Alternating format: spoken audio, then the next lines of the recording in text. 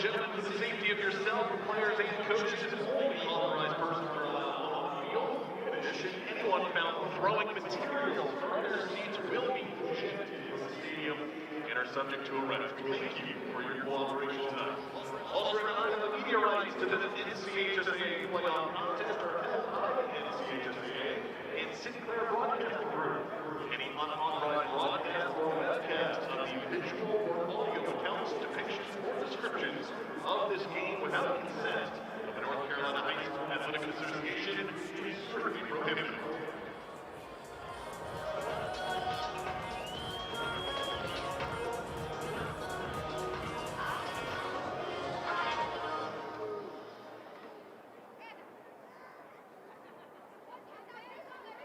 Welcome to the NCHSAA Football State Championship.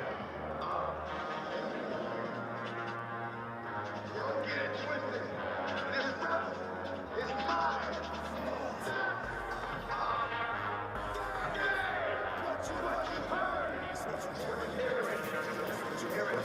Testing.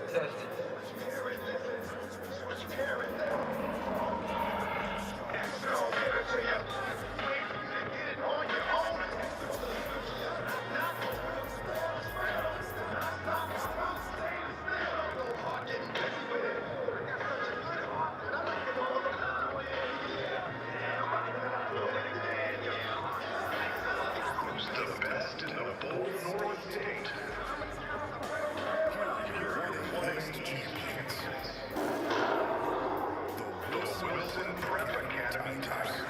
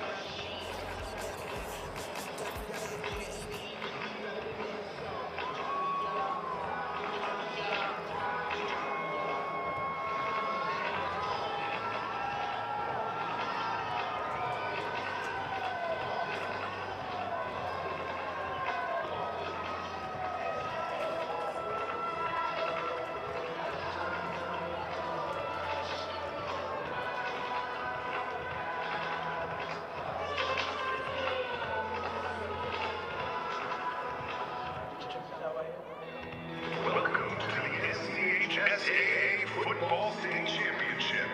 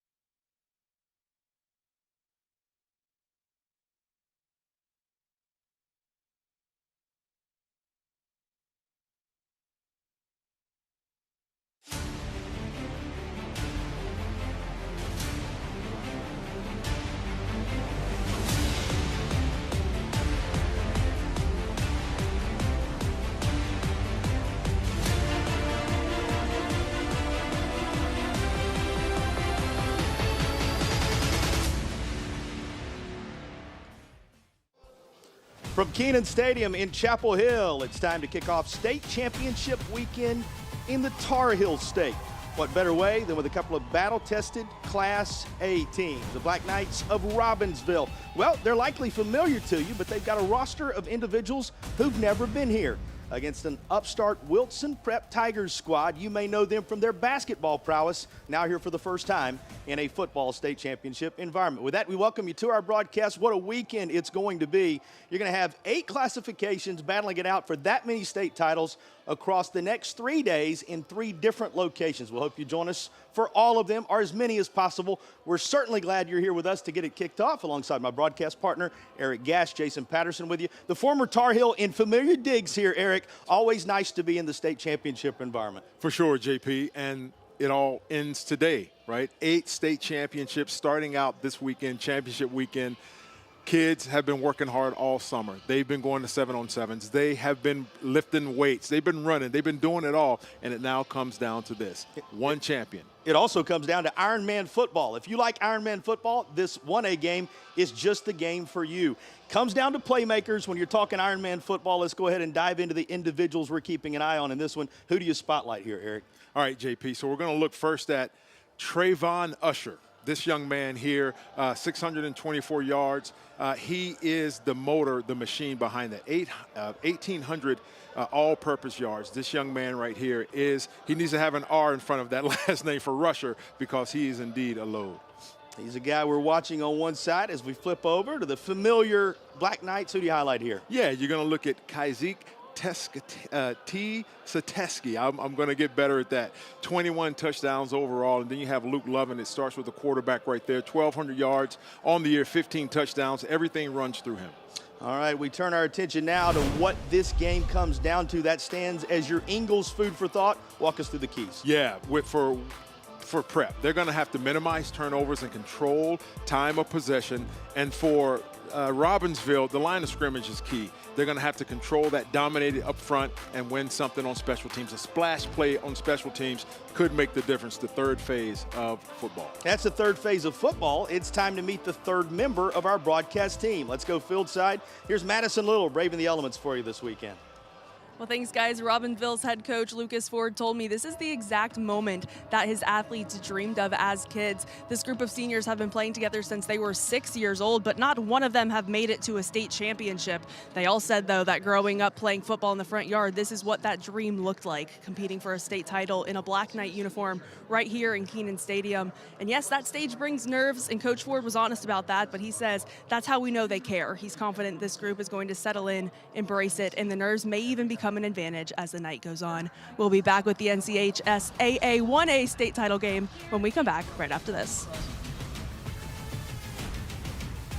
Storms can come up fast, and your roof is your home's first line of defense. Tip Top Roofing is fully licensed, insured, and trusted by homeowners, HOAs, and real estate professionals. From the smallest repairs to the largest residential replacements, we handle it all, including gutters and siding. As a CertainTeed Select Shingle Master, we offer up to 25 years of workmanship coverage and a lifetime materials warranty. Ask about our senior and veteran discounts and schedule your free inspection today at tiptoproofing.net. I am so Why frustrated. can no one help you? Waiting is the worst. I think it's Healthcare is broken. At Blue Cross and Blue Shield of North Carolina, we get it. Really? Really.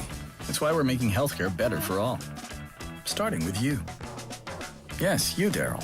We're making plans easier to navigate by putting your benefits, prescriptions, and details all in one place. Convinced? No. But it's a start. We'll take it. Blue Cross North Carolina. Making healthcare better for all. Starting with you.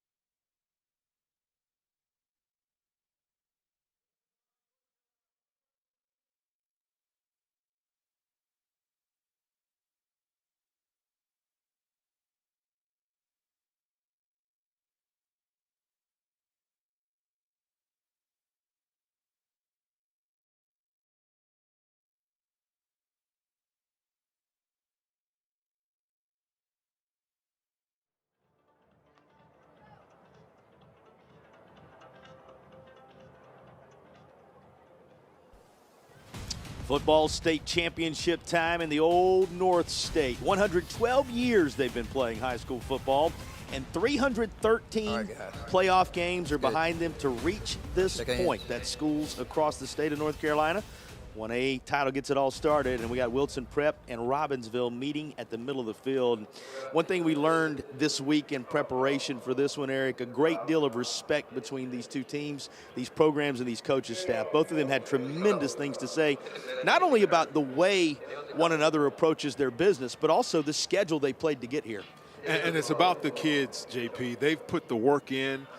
You know, they're student athletes in high school, and, you know, you have to go to class, you have to take your tests, and then you have to go in the weight room and go to practice and memorize your plays and game book. And so both teams have put in so much to culminate right here at the state championship. You know, each community's got to be very proud of. Well, for these players, it's the first go-round. Robbinsville has all the titles, but they're the first timers here in terms of these kids on the roster, and he's brought his unit here for the very first time. One of the newer entries, one of the newer schools in the state of North Carolina. And Phil Dickens, well, he's hoping to make it a Dickens of a Christmas, right? You hear that terminology a lot. They want to celebrate a state title. You know, he talked about how some of the other athletic teams have set the tone for them, but he's got one thing in mind, and that's turn it into a football power. That's exactly right. And he said we scheduled one of the toughest schedules in the state to prepare us for this end. And so they've been practicing and working towards that all year. They started out 0-4, but he says, nah, all roads lead to Chapel Hill, and they're excited about it. Coach Dickens not the only one you're going to hear by that name. Manny Dickens, of course, one of the standout performers on the roster as well. His son, a father-son storyline that we'll get into as this contest rolls along. And you see Robbinsville getting just about ready to go here. Phillips, among others, who's set to try and set the tone for a group that, you know, you think Robbinsville, Eric, they know about titles, the trophy case is filled, but it speaks to something that has been done under a first-year head coach, that they're back here for the first time in a while when you consider nobody on the roster has played for a state title. It talks about the culture that's been built there in that small mountain community in Robbinsville. They breathe football. They fancy themselves as title town as well. And they grow up thinking of playing right here in Chapel Hill for that state championship. And so it's culminated right here once again for Coach Ford. He said these group of young men have been a great group to coach, a joy to coach, he actually used. So it's going to come right now, JP. He played there. He coached there for a long time before he became the head coach. This is his first season in that spot, and he brings them back to a title opportunity. Here is our Original Grills kickoff. Elevate your grill game at Original Grills. And this is the Original Grills kickoff for the entirety of the state championship weekend. Again, 3 venues, 3 days, 8 champions will be crowned. We're happy to have you with us in the Old North State for our little pigskin. From Carolina, it all gets started, and a return to the 45 is about all. Go ahead and walk us through what we can expect to see from this young quarterback and the surrounding cast. What do you see offensively from Robbinsville? Yeah, they are going to try and pound the football. You know, Luke Lovin, he has 1,200 yards passing, 6 rushing touchdowns. And, you know, they run the power I and variations from that. They're going to run ISO, power. You know, he's under center right here in a trips look. And, yeah, we're expecting them to match the moment, JP. Well, first down carry matches the moment up across that Tar Heel logo and into Wilson Prep territory with the initial carry. That's the kind of first down gain you'll take all afternoon long. Here's a look at our starting lineups, first for Robbinsville. Yeah, and you see, once again, quarterback Luke Lovin, he's going to get everything started. And, you know, that offensive line, I'm going to highlight those fellas on both sides of the ball because it is Ironman football. But whoever wins the line of scrimmage is going to dominate this game, JP. Yeah, there's a look at the entire surrounding cast for Lovin. You were talking about a moment ago. A number of different playmakers they can utilize as you get a look at the Affordable Dentures and Implants starting lineup. Use your 2025 dental benefits now to get the smile you deserve. Visit affordabledentures.com for the practice near you. Those are Affordable Dentures and Implants starting lineups. We'll look at the defense momentarily. They try to come up big on a 3rd down, and they do. Wilson Prep standing tall on 3rd and short. And there's a 4th down decision coming just across the 50 for Robbinsville. Here is a look at the defensive alignment for Wilson Prep. Yeah, so I like to look at number 54, Kennedy. He's a freshman. 78 tackles, 12 sacks. This is a stingy defense, JP. 58 tackles for loss, 22 sacks, and 18 interceptions. They're going to have to play sound, gap-sound defense and dominate that line of scrimmage in order to combat against these Black Knights. Once again, all our starting lineups brought to you by Affordable Dentures and Implants. Early test for this defense, and the football pops out, but it pops right up into the grasp of Lovin, who carries it forward. And sometimes, what do they say? It's better to be lucky than good, JP. And you see this right here. It's just going to be a quick fullback trap, fullback dive, and he just missed it. But once again, the bounce of the ball bounced right to him, and it's going to take bounces like that in a game like this today because emotions are high. You know, you have to control that adrenaline. And, yeah, you got to get the lucky bounce of the ball. Tip Top Roofing first down, our initial of the contest, and that will set them up at the 43-yard line. This is back about the line of scrimmage, and that's all. Tip Top Roofing is a sponsor of our first downs in this opening quarter. Faith, family, football, and roofing. Doesn't get any simpler than that. That's Tip Top Roofing. Here's another look at the first down. Yeah, play. so they're just trying to run a sweep there. And once again, team speed. Wilson Prep, that's number 8, Whitaker. He has 6 interceptions and 26 tackles. Now make it 27 tackles, JP. They hunt and seek the football. Keeping in the interior, and some space made by the big guys up front to take it inside the 40 to the 38-yard line. We're going to call his name early and often in this one. Isaac Tesateski is a special player. Yeah, he's hitting it just, you know, just a quick trap. It's like a flanker sweep, almost inside sweep. And, yeah, we're going to see a lot of him. 21 total touchdowns, over 1,000 all-purpose yards. Yeah, he is the main engine making that Robinsville offense go. A little swing out far side. That's into the flats, and it's going to be short of the first down. So after a 4th down conversion a moment ago, another is coming following the completion to Brenton Gibby, and the defense is at least making it difficult, each of these movements of the chains for Robinsville right now. Wilson Prep has been impressive, and they're trying to get off the field. Another 4th and 2 here. Yeah, I can tell you what, you know, that may be part of the game plan for Robinsville, is just to ground and pound. Take time. You don't have to rush, but control the football is going to keep the ball out of the hands of Wilson Prep, who, you know, can score a lot of points. There's another 4th down, converted on the other. Remember, the ball hopped up into his grasp a moment ago. They won't have the result they hoped here. Wilson Prep able to come away with the turnover on downs, and it is that Wilson Prep D that has the very first impact moment of the contest. Here's the stop. Yeah, you see reading and reacting. That's linebacker number 4, Nelson, 120 tackles on the year. He leads that defense.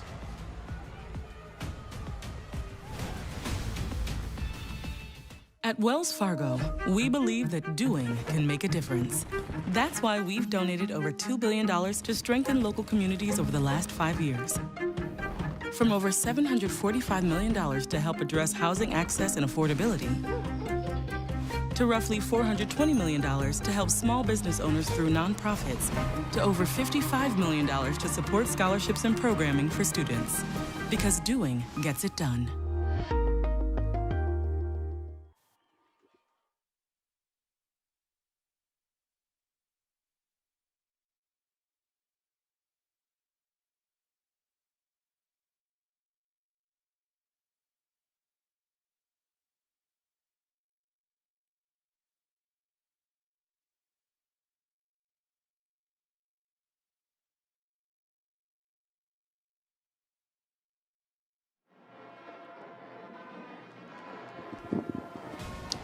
Well, his Wilson Prep squad getting off the field. They forced a couple of 4th downs.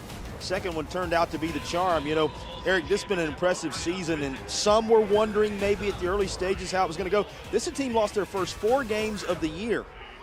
But what has happened here with this group, the way they have grown up, the moment they have embraced, it has led them all the way to a first state championship opportunity. And the first play from scrimmage is going to be one they'll remember. Up across the 50 and into Robinsville territory. Could not ask for a better start than they just secured right there. Yeah, that's Trayvon Usher. Once again, it should be an R in front of that name. This young man, he's the engine behind that offense. Look, he's shedding one tackle, you know, and he's getting down that sideline. He breaks through two. Those yak yards after contact is huge.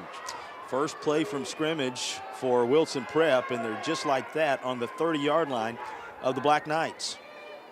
And Usher stays right back there waiting for the snap again, and he'll take it directly as he works himself inside the 30 to about the 28.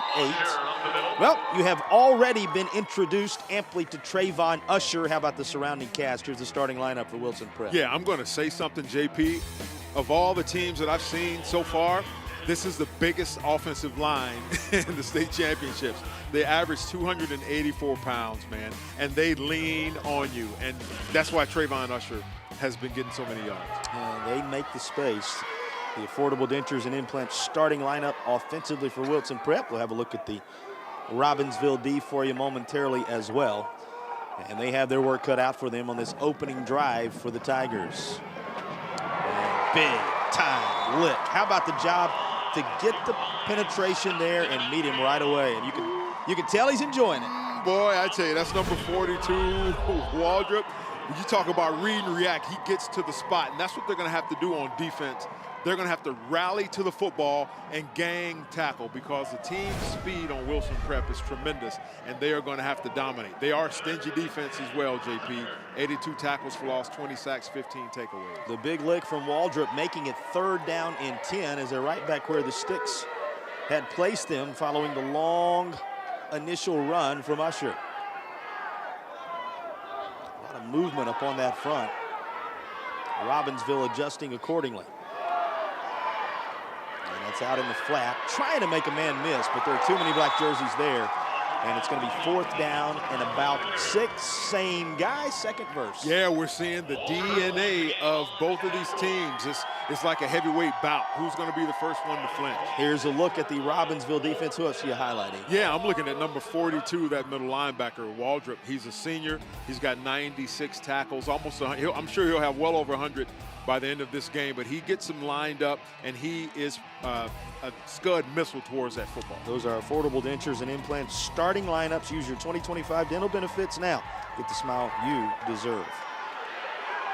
Well, this is a 4th down the other way. Usher decides to tuck it. Does he have enough room? They close the gap just before he can get the sticks. He stretched the football out, but he appears to be just shy, and Robinsville has returned the favor. Oh my, defensive struggle.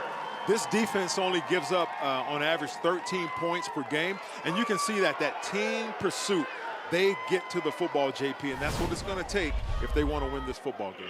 Well, that looked to be Kazik Tesiteski there. Yeah. You know, we said we're working hard. We're going to get that right before the day is done. But Tisa Terry, he is right where he needed to be, and it goes back to that Ironman football we were talking about just a moment ago, and it gives Robinsville the football back up across the 24 to the 25-yard line. Well, what does it tell you that we get the 2 stops just as both teams were driving into their opponent's territory? I think what it is, JP, is, you know, you're going to run things to set up for something later on in the game. And so, you know, you're going to have your first maybe 10, 12 plays scripted. And so you're going to run them, and you're going to have your coaches up in the press box checking out what the defense is doing and seeing if they're over-pursuing, what keys they're reading to set up for something later in the game. They use Gibby here. They kind of are going to use Tisa Teske as more of a decoy this time around. Tried something up closer to the line of scrimmage, but a flag comes in. That'll need to be sorted out from the far side at around the 23. Offense.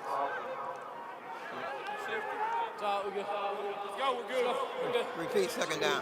Back Robinsville up just a bit. You know, both teams with an offensive spark. Robinsville immediately moved into Wilson Prep territory.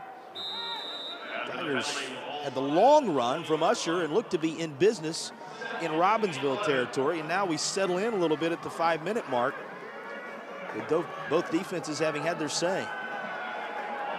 Throwing back across his body, and guess who?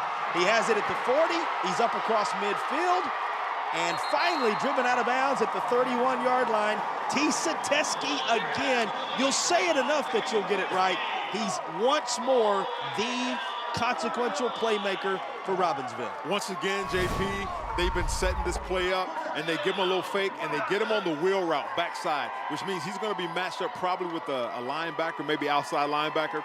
Flow goes the opposite way, and they throw it backside. Great play call. For all the talk about the running game, variety of ways you can use these playmakers, as we're reminded right there with the Tip Top Roofing first down. That's exactly right. Lovin has 1,200 yards passing on the year with 15 passing touchdowns. Now Lovin going to call his own number. He sees plenty of real estate far side, and that's good for about 5 on first down. Let's go downfield side for a little more on number 5. Madison? Well, guys, he was the center for this team last season because that is what this roster needed, and all season long he asked the coaching staff, the rock. When Coach Ford took over and reassessed personnel, he sat Kaisek down and said, you want to tote the rock, you got to prove it. Kaisek worked hard, even improved in the classroom, and now a key piece like we've seen so far of this run game. Well, Kaisek Tisa Teskey making his presence known here in the state championship environment. Thanks, Madison. And Eric, one thing you learn from a story like that is here's a guy who you like to see the success coming his way because he's been willing to do whatever's necessary to help his team. And, you know, and Coach Ford talked about this earlier. These kids are a joy to coach. When you have the attitude, Coach, I don't care what it takes. You put me where you think you need me the most is going to help the team. That's a championship attitude, and that's a testament to the coach, not just to those kids and the coach, but that community as well. Guess who's back? You saw the coaching staff for Robbinsville, so many of those who were born and bred there, including the guy who's at the helm of this program, and it means so much to them being back in a state championship environment, the passion of trying to get the job done here. They and their community celebrate the latest of the Tip Top Roofing first downs. Tip Top Roofing, faith, family, football, and roofing like clockwork. Here's another movement of the chains. Yeah, there you go. Just that little ISO there. You have Collins, you know, with the dive. Looks like we got Tisa Teskey being helped off the field. This is the last thing you want to see right now if you're wearing those Black Knights colors. As Tisa Teskey tried to take a few steps just past the hashes and eventually hit the deck. We will break away. Hope to have some good news to pass along regarding number 5 on the other side of the break.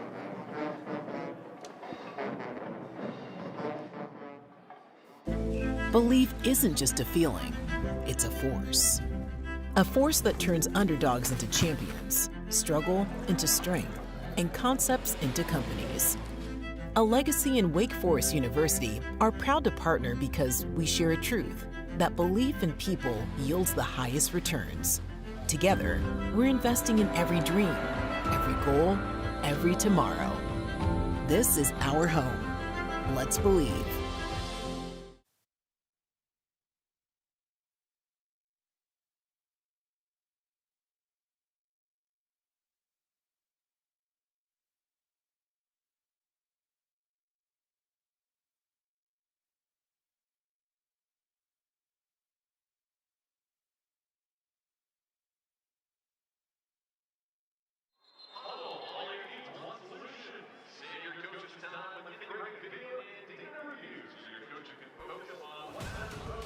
Everybody coming from the western part of the state taking a deep breath right now, and regardless of what colors you're wearing or what glasses you're looking at this one through, everybody hoping number 5 gets to be back in this one. He's one of the key playmakers and contributors.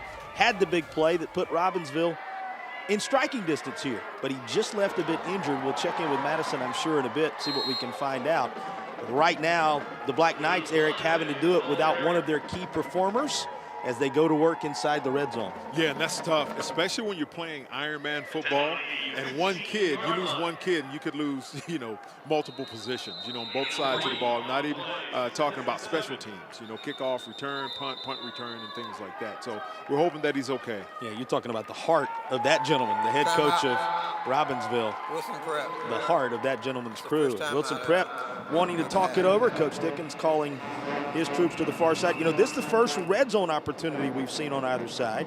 Our Air Experts heating and cooling red zone chance. Air Experts, schedule your tune-up today at airexperts.com. A key moment after you consider the way both defenses set the tone early this is a real scoring opportunity for Robbinsville. Wilson Prep says, let's talk about it a bit. Yeah, and you have to, because, you know, both of these defenses are stingy defenses, but just kind of crunching the numbers here. Wilson Prep gives up 25 points a game. Robbinsville only gives up 13. So Robbinsville wins that battle, the stat battle, let's say. And so, you know, they're hoping to capitalize right here. And, you know, for folks in Western North Carolina, you know, they're praying hard for Robbinsville right now. Yeah, certainly. There was a big lick on the ball carrier and out of bounds just beyond the 20-yard line. That's about all that's there. As Cameron Allison is run out of bounds here. We mentioned Ironman football, right? So you see Usher on the defensive side trying to take care of business for Wilson Prep, and he does. And this is a good sign for the Knights. There's at least some movement, some pressure being put on that right leg by big number 5. Yeah, you hate to see that, JP, but yeah, he's up and he's moving. That's a good sign. And you know, with all of his might, that young man wants to get in this football game today. Yeah, Teske, who, if you just stepped away a moment ago, had the big play, the major reception that worked it down into the red zone. Now they're on the doorstep of it after being pushed back to third down from behind the sticks. And before 3 can do anything with it, whistles. And the clock stopped with 2:28 to go in the opening period in what has been a defensive battle thus far.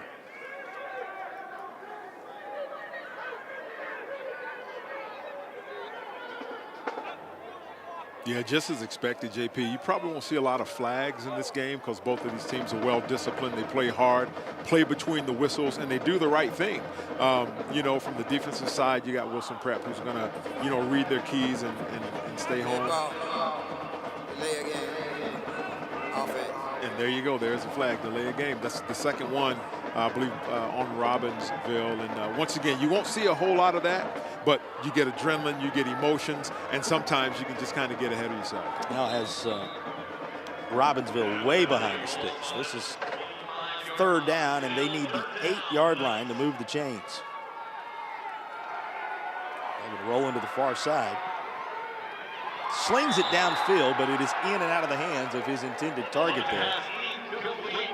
Going to be fourth down in a while here. Again, they've got to make the 8-yard line if the chains are going to be moved, and Robbinsville having to do all of this without their key contributor out there, as Teske has been injured here.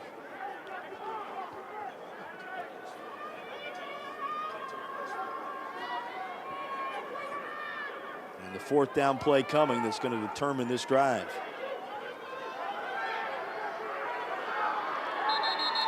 And now a timeout being taken by Robbinsville. Gives us a chance to check in field side with Madison for a little more on the status of Teske. Madison? Well, you guys said it is up and walking, but there's a new brace on that right knee, and he's definitely very frustrated, definitely in a lot of pain, but he did ask his coach, can I go back in? But now just trying to put some pressure on it, maybe start to jog a little bit here in a second, but I'll keep you updated as I learn more. Thanks, Madison. We appreciate it. Eric, you can see him doing everything in his power to will himself back into the game. Yeah, and you know what, JP, sometimes this is where a coach has to protect the kid against himself. If he's not 100% ready to go, I can't see, you know, Coach Ford putting him back in there because he cares about them. These are his kids, right? And if he's not 100% can't go, he's not going to let him. Goes back to that family atmosphere. What did Coach Ford say to us this week? He said, this has been about trying to reestablish, continue, build upon the family atmosphere that has always existed at Robbinsville. He said they've been eating together, different homes all across town, making sure they spend that quality time together. He said, of course, we've been in the weight room a little heavier because we've been eating together. It's that time in the weight room that's going to pay off right here. Major fourth down coming. Can they find some room? Need the 8-yard line to avoid being turned aside on fourth down again. Lovin comes this way. He's going to throw toward the end zone, and that is caught at around the 5-yard line. Good enough for a first down. Coming back to the football and helping his QB out, Eli Lamont. What a time for the 10th grader to get the job done. Now there is a flag down, and it appears as if this is coming back. Oh, wow. You hate to see that, JP. And And I'm sorry, it's the announcer's curse. I'm talking about, you know, no penalties and flags and things like that, and here we go. But, you know, you just see him scrambling a little bit. And it seems that, you know, maybe one of the receivers was covered up that's going down the field. You don't know. 4th and 22. It appeared as if the conversion was made. And that penalty flag negating a tremendous adjustment by Lambert there, who came back to the football and gave his quarterback a chance. Yeah, that would have been huge, JP, for that completion to happen, or that 4th down conversion. But here we go again. Now deciding to run with it himself and finally making it to about the 16-yard line. That is all, and that is where Wilson Prep will take over. So another turnover on downs. This is beginning to be a theme in this contest. Yeah. Lovin saw some space to grab out there, but not near enough for the first down. And you tip your cap to this Wilson Prep D once again. That's right, man. You know, the philosophy is bend, but don't break. And you see the big fella, number 65, that's Cameron Best, chasing him down. And guess what? Number 65, Wilson Prep, doesn't get a chance to come off the field, JP, because he turns right around and he's on that offensive line. And so that's what we talk about Ironman football. Your endurance is up, your toughness is up, and you don't want to come out of a football game like this. If you like playing the game, Class A is a classification for you, because you get to be involved in every snap if you so choose. That's right. Inside 2 minutes to go in the opening period, and these defenses have been trading blows thus far. And Usher, who ran it down into Robinsville territory on the previous drive, has been taking these direct snaps. In this case, he loses his footing before he can get to the 20-yard line. He's down at the 18. That's still falling forward for a couple, and it's 2nd and about 7. We're going to say he worked his way for a gain of 3 officially, so it does make it 2nd and 7. A little more than a couple falling forward. Going to go to the left side this time. Robinsville was waiting. He won't get back to that line of scrimmage. 3rd down coming just that quickly. Yeah, and JP, once again, for Robinsville, it's going to be that just trying to control the line of scrimmage and dominate on defense, but fly to the football. Watch the flow. There's one right there, and you see all those silver hats, and they're just coming, JP, because that's what it's going to take. You know, Wilson Prep has only thrown 71 passes coming into this game, so you know that they want to run the football. A team that is 4 years old, all 4 years, Phil Dickens has been at the helm of this program. 39-12, 25-2 in the conference, and he has them in the state championship environment for the very first time. Of course, this obviously the first ever meeting between these two on the gridiron. It comes in a high-stakes environment as you look at the head coach of the Tigers. What can you say about the job he has done?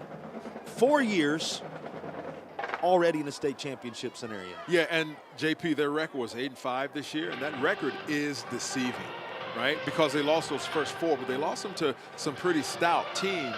And he just said, stay the course. He said, we want to play this schedule because it's going to mimic a 3rd, 4th round game, even a state championship game. So you're going to play teams that are bigger, maybe faster and stronger from bigger schools, because it's going to prepare you for times like that. They lost 5 out of the first 6. They have not lost since the calendar turned over to the month of October. There you go. Speaks to the run this team is on, that they find their way into the Class A title game. Inside the final minute of the opening period, and a 3rd down 8 coming your way. They need the 25-yard line. Backfield slam full here. And Usher going to toss this. Initially, there's no room, and they close off all rushing lanes.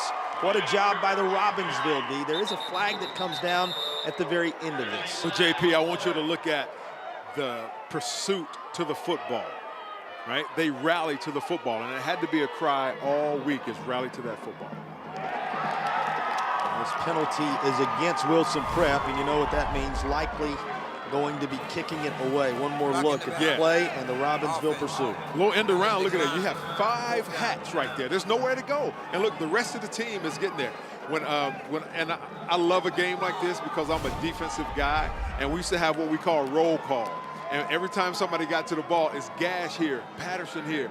We wanted to make sure we got in that last frame before the ref called the ball down. You're listening to the former linebacker who, on this field, made a name for himself in big-time college football, the former North Carolina Tar Heel, Eric Gash, with you today. Glad to be alongside Eric. Jason Patterson with you as well. You're hearing from Madison Little down on the field, who's making sure she keeps you caught up on all the key storylines in this one. We've nearly got the first quarter behind us. And nothing on the board either way. Just able to sneak that out of there. Talk about a catch-your-breath moment for Wilson Prep, and this will be blown dead at the 45-yard line of Robinsville, just across the 50 at that Tar Heel logo. Let's talk about it, because you've been in the state championship environments. You did it from a basketball standpoint right here on this campus. You did it from a family standpoint with your brother. We got some family connections, father-son stuff going on here. These truly are the memories that last a lifetime. They certainly do, JP. You remember the bus ride. You remember what you had to eat. You remember, you know, if you stayed in a hotel, what movie you watched the night before. You remember every single thing for the rest of your life. You'll remember these things. Who's going to remember a championship moment? We are nearly a quarter gone, and this one's still very much up for grabs. Robinsville goes to work with 6 seconds left in the opening period. This will take us into the second, and it will take the Black Knights of Robinsville into Wilson Prep territory. They'll have it second down and around 4 to go from just inside Tigers territory when you return to Chapel Hill as the second quarter begins in a moment.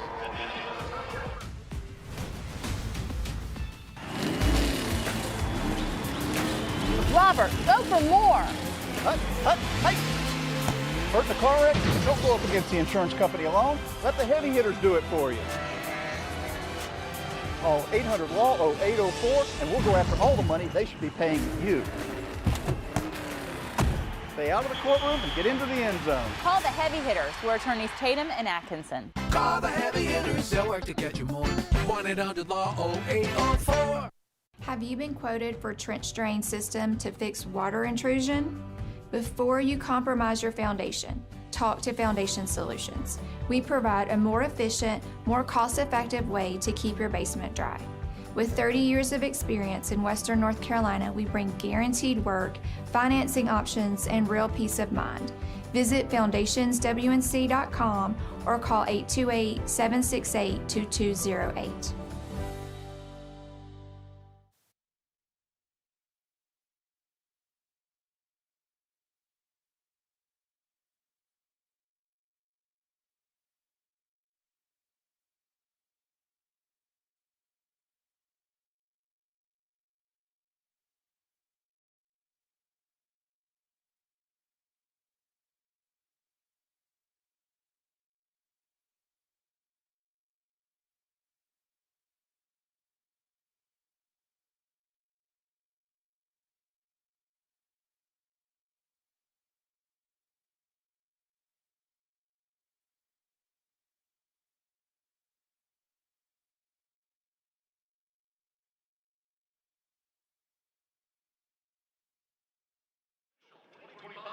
NCHSAA football state championship merchandise.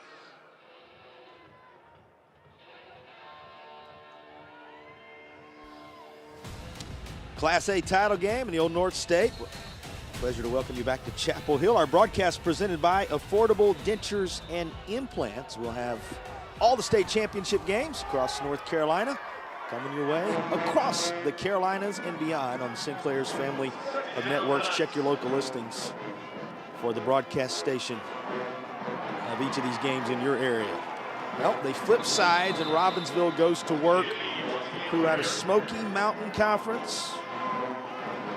Robinsville listed population 597. A team that came in 8-1 at home, 2-2 on the road, 10-3 overall.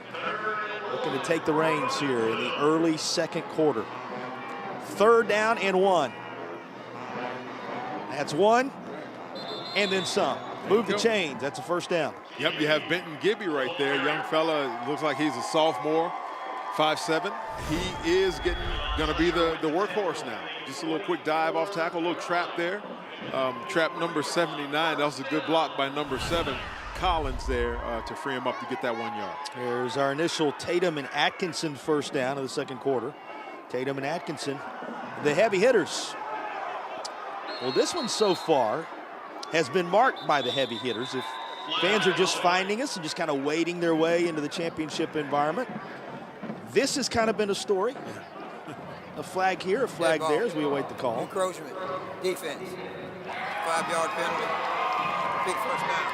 But perhaps the headline to this point, Eric, has been the defenses have bent, but nobody has broken. They've stiffened their necks, and turnovers on downs have been really the order of the day thus far. Yeah, it certainly has. And you know, as you'll probably see and understand, you know, 1A, 2A small, you know, Ironman football, special teams may not, you know, always be your strong point. But look at Bibby right there. Oh, and the ball pops out. It looks like Wilson Prep is saying they have it. Wow. We're waiting for an official signal. The Tigers do. Well, on cue, the defense has a takeaway of a different variety. Yeah, there you go, JP. And they hit. I mean, this is time. You know, they play sound gap control football, and they rally to the ball as well, does Wilson Prep, and it turned over. Well, coming out of there with the football is Tycon Whitaker. See who knocked this loose. It was Tyquan Whitaker who ended up with the football in his hands. Yep, looks like number 1 there. Yeah, the good work to bust that out, though. You called it. Nazir Vines. Mr. Vines getting the job done. And speaking of Vines and speaking of Ironman football, he now goes to work offensively. That's right. He just simply changed his sides. You know, changed his mentality, I guess. One from stopping the run to now making the run there. Good call.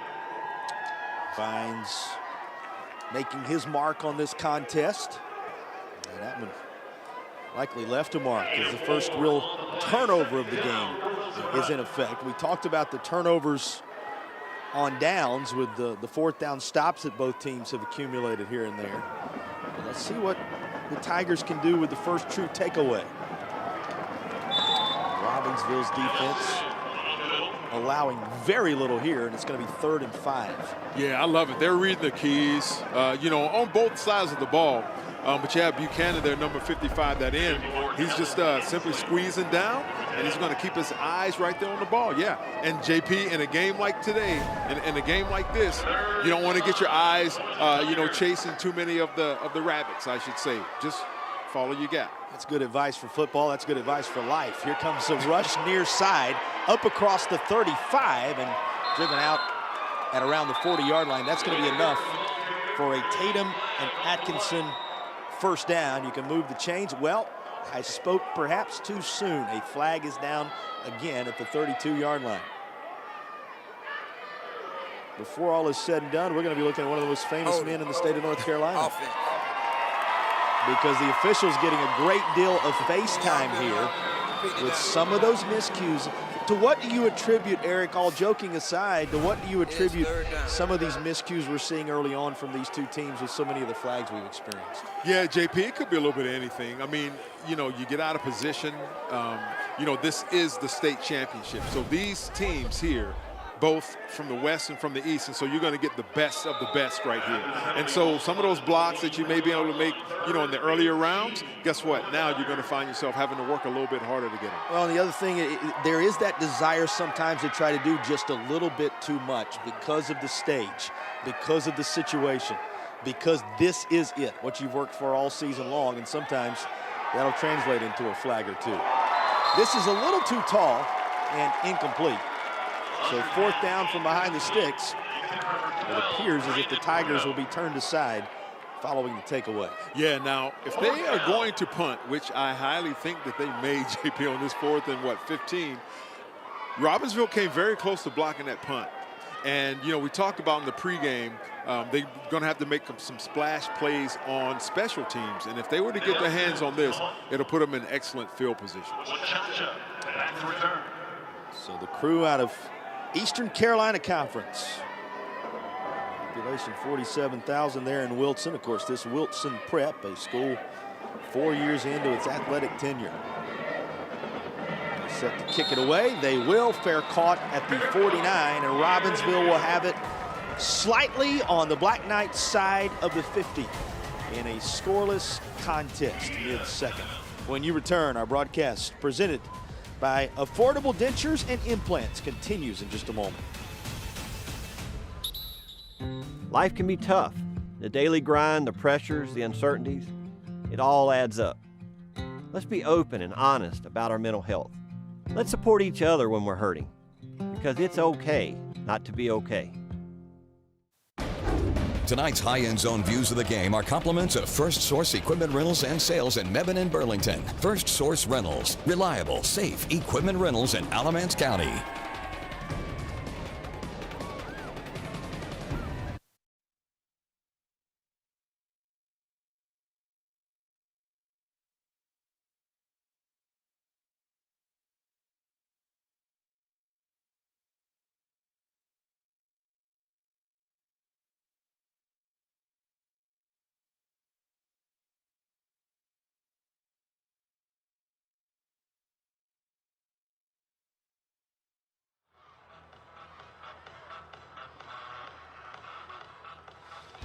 Well, a reminder, you want to stick around at the intermission. We will have the halftime report coming your way. And our interview with Commissioner Q. Tucker, North Carolina High School Athletic Association, first half highlights, all that and a whole lot more coming your way as part of the Foundation Solutions halftime report. We appreciate our friends at Foundation Solutions for sponsoring each of the halftime reports in this weekend's state championship games. Well, Robbinsville turned it over in Wilson Prep territory. The defense holds, they get it back. False start. Offense. And after this false start, we'll back them up just a bit. Coach Ford's team set to go to work. Got to ask you, now you've had a few series, Eric, on both sides of these coaching staffs to kind of see what your opponent is doing, what adjustments can be made at this point. Yeah, you know, for Robbinsville, you know, having their workhorse out, you know, they're going to have to change up a little bit. Looks like they're in some passing formations a little bit more. And so maybe they didn't plan for that. You know what I mean? And so, you know, we had a false start again here on Robbinsville. And so, false start. Offense. Repeat first down. New personnel groupings, and as I mentioned a little bit earlier, our officials getting more famous by the moment with all of the miscues that have been a part of it. But what Eric was referencing, of course, the key contributor, the guy who wears jersey number 5, Kazik Tisateski, going out after one of the biggest plays of this state championship game so far, and he has remained sidelined.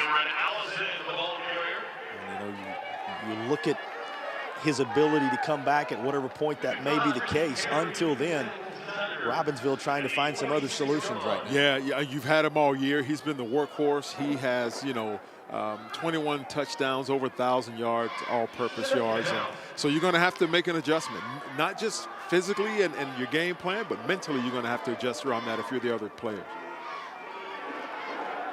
A roll out on second down and long, coming back across the field, and that's going to be caught. That's a first down, and then some to the 35. And Robbinsville finding a way, securing some new solutions to move the chains. You have to find a way, and here once again they do. Yeah, it was just a wheel route. Once again, you get flow going the opposite way. Good throw by the quarterback Lovin there, and he's wide open. Had he let him, it may be 6. And Allison again, a name we've called time and again. And look at the move he makes here.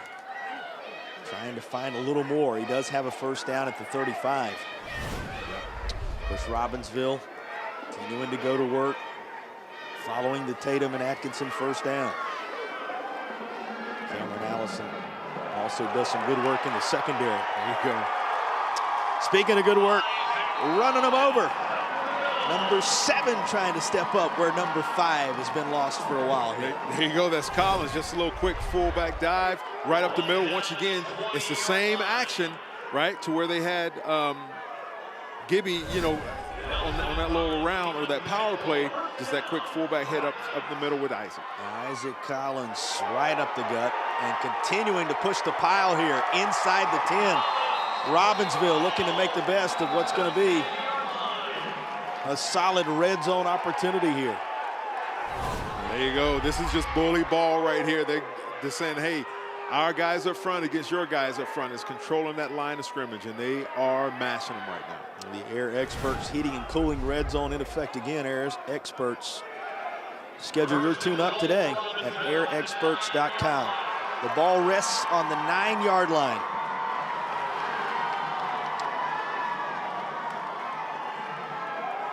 Big play right here. Third time they're running that same play, JP. Right up the right hash and down around the 5. I love it. If it's working, keep it going. In other words, what's the old saying? If it ain't broke, don't fix it. Why not? It's what got you here. It's going to keep you here. Robinsville looking to use that philosophy for first points in the contest, trying to break a scoreless tie. It's 7:42 to go in the opening half. After direct instructions from his coach, Coach Ford. Loving back out there as he comes up to the line of scrimmage. And coming out of there, it would seem, with the football is Wilson Prep. Have they taken it away again? Another fumble. Wow. Yep. Have they taken it away again? The second time deep, this time deeper into Wilson Prep territory. The Tigers come away with a takeaway. And that's freshman candidate just ran a little wide trap there and just put his hat right on the football. And there's a big fella rumbling, bumbling. He's like, get out of my way. He thinks he's Derrick Henry right now. He is living his moment. That was a great play by the young freshman candidate. Hard to believe when you take a glance at him that this is simply his freshman campaign. But he received great praise from the coaching staff this week for what he's done all across the course of the season. And boy, does he have a state championship moment to go with it now. And I guarantee you, JP, by the time he's my age, that was a 95-yard touchdown. And he stiff armed 12 people on the field. Well, he ran a while. It'll be, as you said, it'll continue to grow. It'll continue to grow. That's right. Tigers up across the 20-yard line. Boy, those are two opportunities in recent moments for Robinsville where Wilson Prep has found a way to just erase anything from the scoreboard potentially. Yeah, that was tough. They're playing sound defense and putting a hat on the football, and that's championship football. 25-yard line, that's about all. Third down and a long 4 coming. Defensive moments, including 2 turnovers forced by his crew thus far, have been the storyline. I love it, JP. It's like a heavyweight bout. Just taking blow after blow. I mean, one team is getting down inside the red zone, and the defense comes up big. I absolutely love it from a defensive perspective. It's rallying to the football and putting that hat on the ball. Well, and you begin to wonder how many premier offensive opportunities will there be in this game. Got to take advantage of them when they arise. First things first, a flag on this play. Dead ball. Encroachment. Defense. So you get the penalty results in the first down. Encroachment call on the defense that works it beyond the sticks, and that's going to be a Tatum and Atkinson first down for Wilson Prep. Tigers, plenty of options in that backfield, and it's going to be smothered up.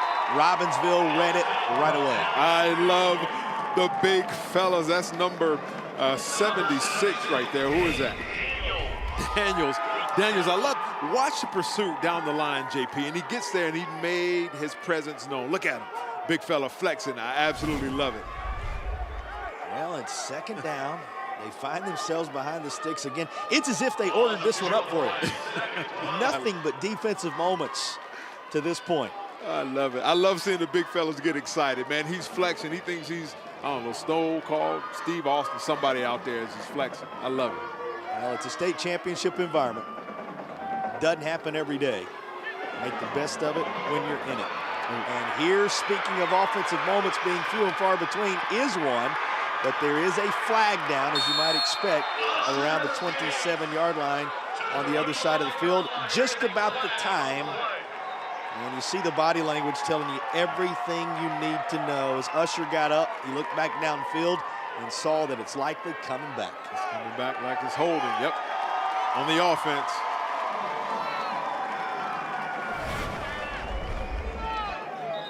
The two guys wearing jersey number 5, one which we were without at the moment, Tisa.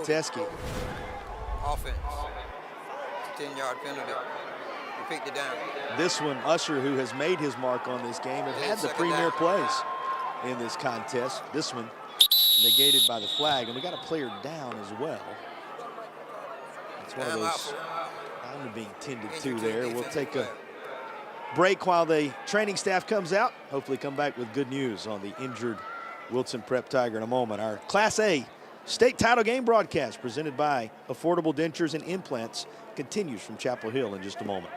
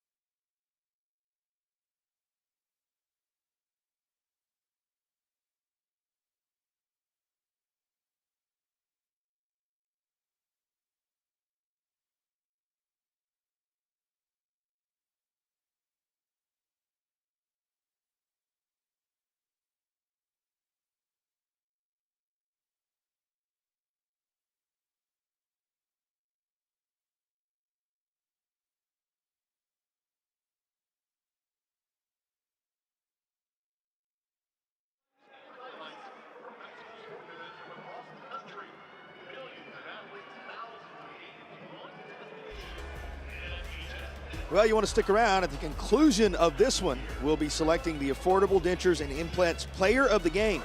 Use your 2025 dental benefits now to get the smile you deserve. Visit affordabledentures.com for the practice near you. That's our Affordable Dentures and Implants Player of the Game. We welcome you back to our broadcast presented by Affordable Dentures and Implants. We're into the second quarter. And offense has been hard to come by. Here's some, though. And plenty of it. Loose down the far side, making a cut midfield. And you're wondering about it, so we can tell you there are no flags as rumbling all the way inside the 10-yard line. We've called his name time and time again, Eric.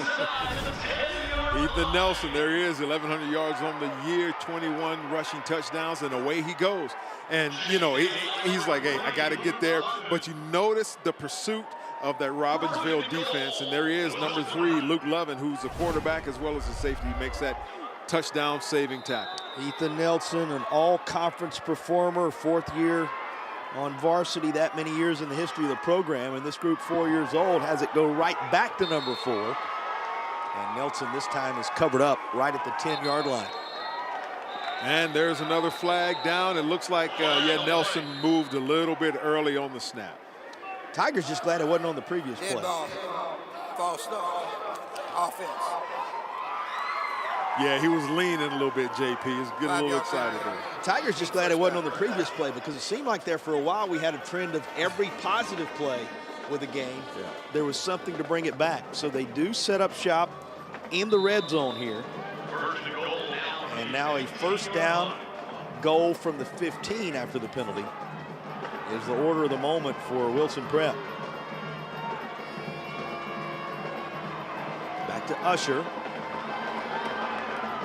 He gets to the 10, that's about all. Yep. Snags those yards that initially were theirs back. It's going to be second down and goal from the 10. A reminder, all these opportunities like the one you're witnessing right now in the red zone brought to you by Air Experts Heating and Cooling.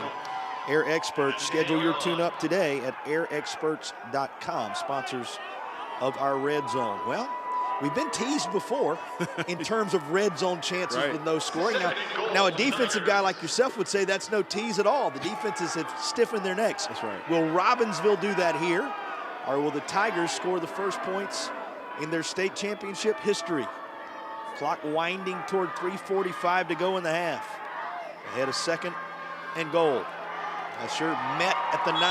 3rd down coming. Yeah, the closer you get to the goal line, the harder it gets from an offensive perspective. Defensively, I love it because it shrinks the field, right?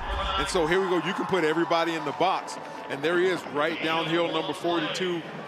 Once again, for Robinsville, senior linebacker Waldrop, it's probably over 100 tackles now. That's who you highlighted at the start when we looked at this defense for Robinsville. He has risen to the occasion once more. 3rd down, goal to go from the 9. And this is going to take us inside 3 minutes remaining in a scoreless opening half. Usher throws it up top. It was going to be Usher to Nelson, the 2 playmakers, but it's got just a little bit too much air underneath it. 4th down. Yeah, once again, JP, they've only thrown 71 passes coming into this game all year, right? And so that's kind of outside their comfort zone, right? Because, you know, they've been able to pound the football, but Robinsville, this defense is bending but not breaking, and they're going to have to go back to the drawing board and see what these offensive coaches can draw up to get in the end zone. Not a bad design by his crew there. Caught many in the building off guard, but just could not quite make the connection. Here's the 4th down and goal. Will there be scoring? Or will the trend continue of defense owning the day? We may have to call a timeout. Play clock is down. Play clock all the way down. Dead ball. Delay of game. Offense. And they did not utilize the timeout. It'll back the offense up. The delay call. 14-yard line now. It's a goal to go scenario.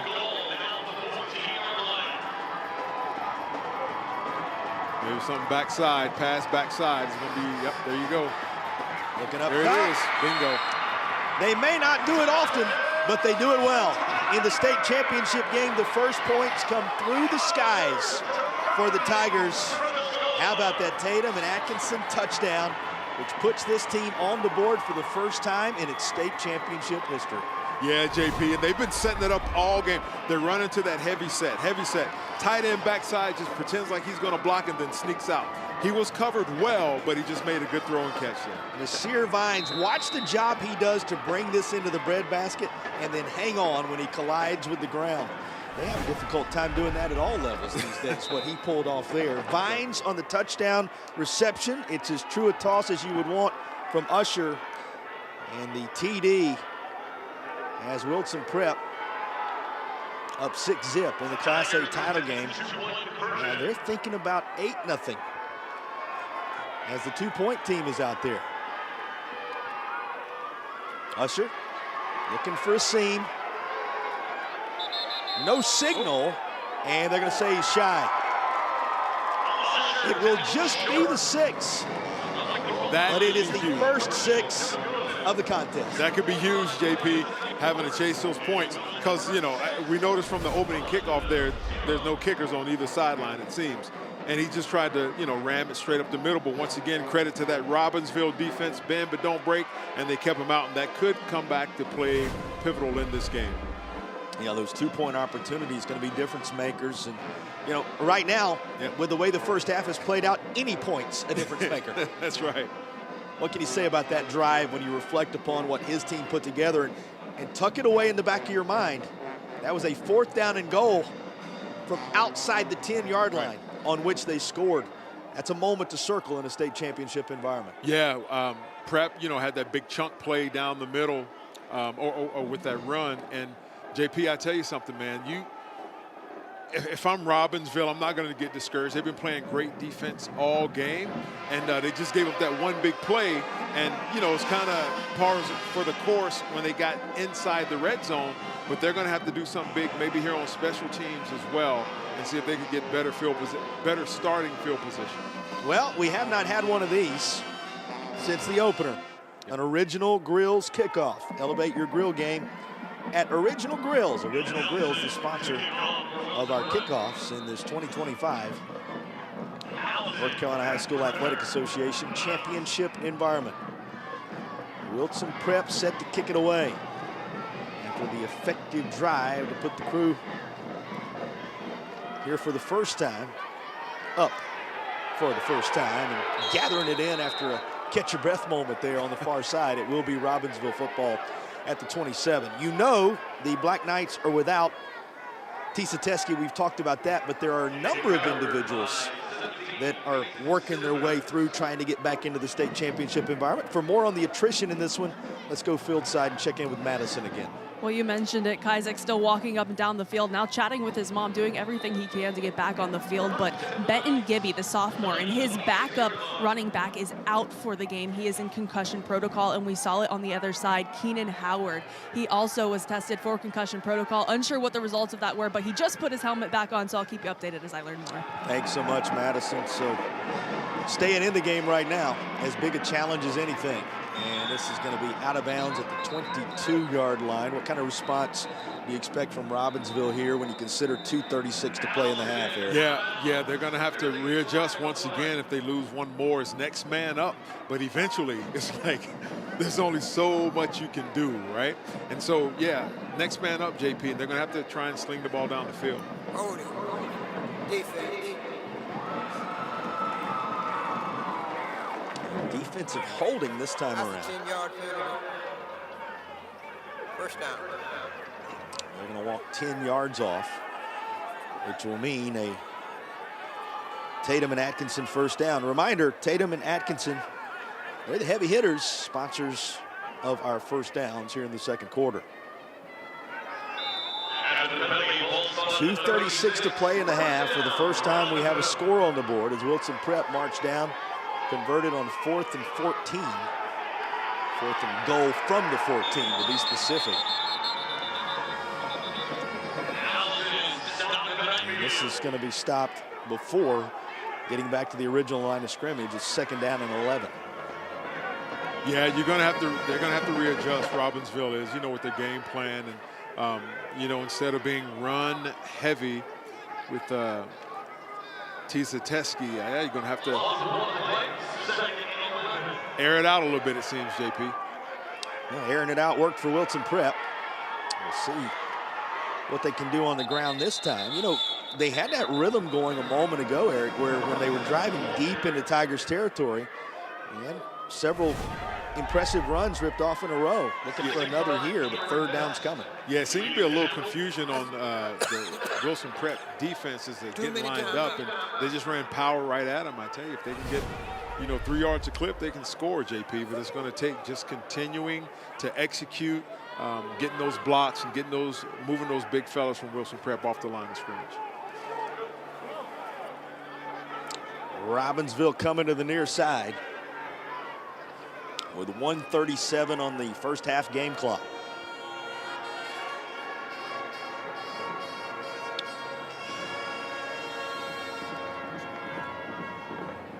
Well, a reminder, we will have our Legacy Federal Credit Union play of the game. Legacy and Wake Forest, we believe, sponsors of our play of the game. You'll want to stay tuned prior to the conclusion of each state championship game this weekend. We will have our Legacy Federal Credit Union play of the game. A couple of candidates for that so far. Maybe none bigger than a 4th down and goal. Right. That stands as the difference right now. So far, JP, that's my vote. You think that obviously is a moment that stands out. Robinsville's been deep in Wilson Prep territory a couple of times. Both times the football snatched away by the Tigers on takeaways. Those are really the moments that begin to stand out now, Eric. Yeah, they do. You got to take care of the football. If I'm coaching, the defense for Wilson Prep, I'm going to continue to say the same thing. We always talk about the first man got there and wrapped him up, and then whoever's coming in next is attacking that football. Whether you're going to do the peanut punch, they call it, right, or put that helmet on it to try and get that football out of there. But, from a defensive perspective, man, both teams are playing well right now. Yeah, no doubt about that. 3rd down, set up nicely. And the connection made. That's going to be a first down. Tatum and Atkinson first down on the far side. Nice toss and catch. Yeah, there you go, JP. Once again, you got to go dig deep into the playbook And maybe some things that you're setting up for the second half, you're going to have to run now. And, you know, it just ran like a little flood pattern to the flat out there and hit the receiver and got enough for the first down.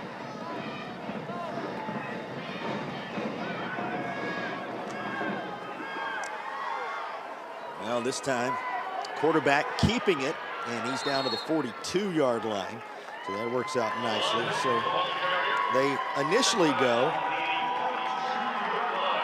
Elijah Kirkland a moment ago, and then now call the quarterback's number up near the sticks again. Here's Robinsville.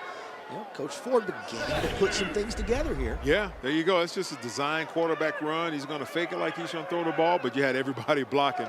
So that would have been another penalty had he thrown it, because you had linemen downfield as well. But yeah, it's, you know, when life gives you lemons, make lemonade. And so there they go, you know, getting on that corner and getting a big pickup there. Back on the Tigers side of the 50. Wilson Prep. Wilson Prep going to call a timeout to talk things over with 1:24 to play in the half.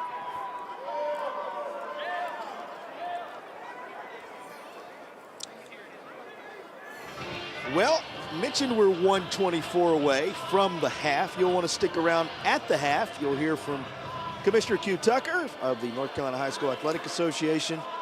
You'll have stats, highlights, a whole lot more coming your way. All part of the Foundation Solutions halftime report from right here in Chapel Hill, North Carolina. That's the Foundation Solutions halftime report coming your way in just over 80 seconds or so of game time.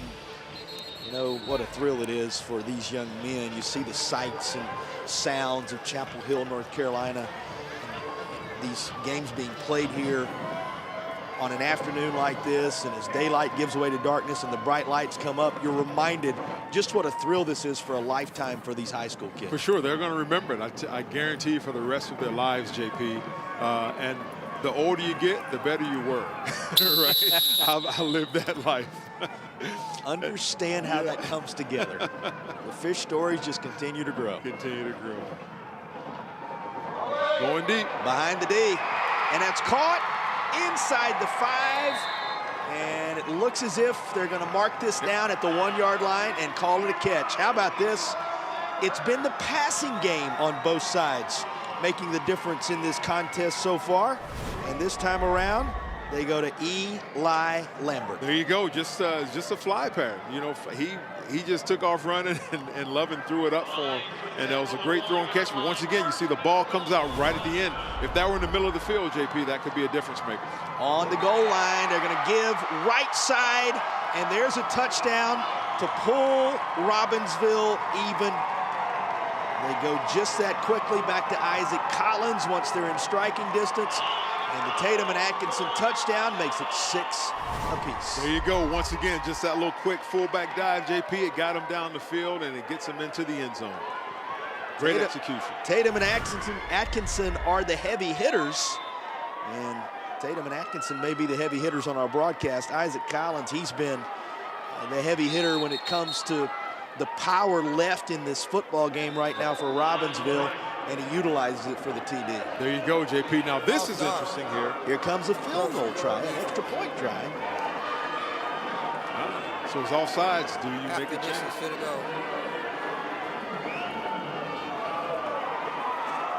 Half the distance, and guess what personnel's coming back in? There you go. You're screaming heavy, heavy, heavy. Forget about the field goal. We got half the distance to go right now from the 1-yard line. I hazard a guess, number 7 may have something to do with this play here. You think Mr. Collins could be involved in trying to do the same song second verse? And boom, boom, there you go. On cue, Robinsville takes its first lead of the day with 1:13 to play in the half. They used the passing game to work within striking distance, turning to Eli Lambert down the near sideline. But it's finished off by Collins, ×2 for 8 on the board. The big fella, 6'3", 205 pounds, not to be denied. And there's that flex again. Good job, young fella. Well, Robinsville, for all their trips deep into Wilson Prep territory and coming away empty, they finally are able to cash in. There you go. And they're comfortable with, hey, and keep in mind, their top 2 running backs are out, JP. So they're having to make adjustments, getting deep into the playbook, opening up that passing game, and it opens up the field and it gets them into the end zone. First-year head coach Lucas Ford, who was under D. Walsh, who led the program for 17 years. Obviously, you go even further back, and here's a guy who's at the helm of this program, who played in this program, who knows the community. He speaks their language. He understands their approach. And he led them back to a state championship environment for the first time in the high school lives of all the young men on this roster. And they've embraced the moment late second to take an 8-6 lead.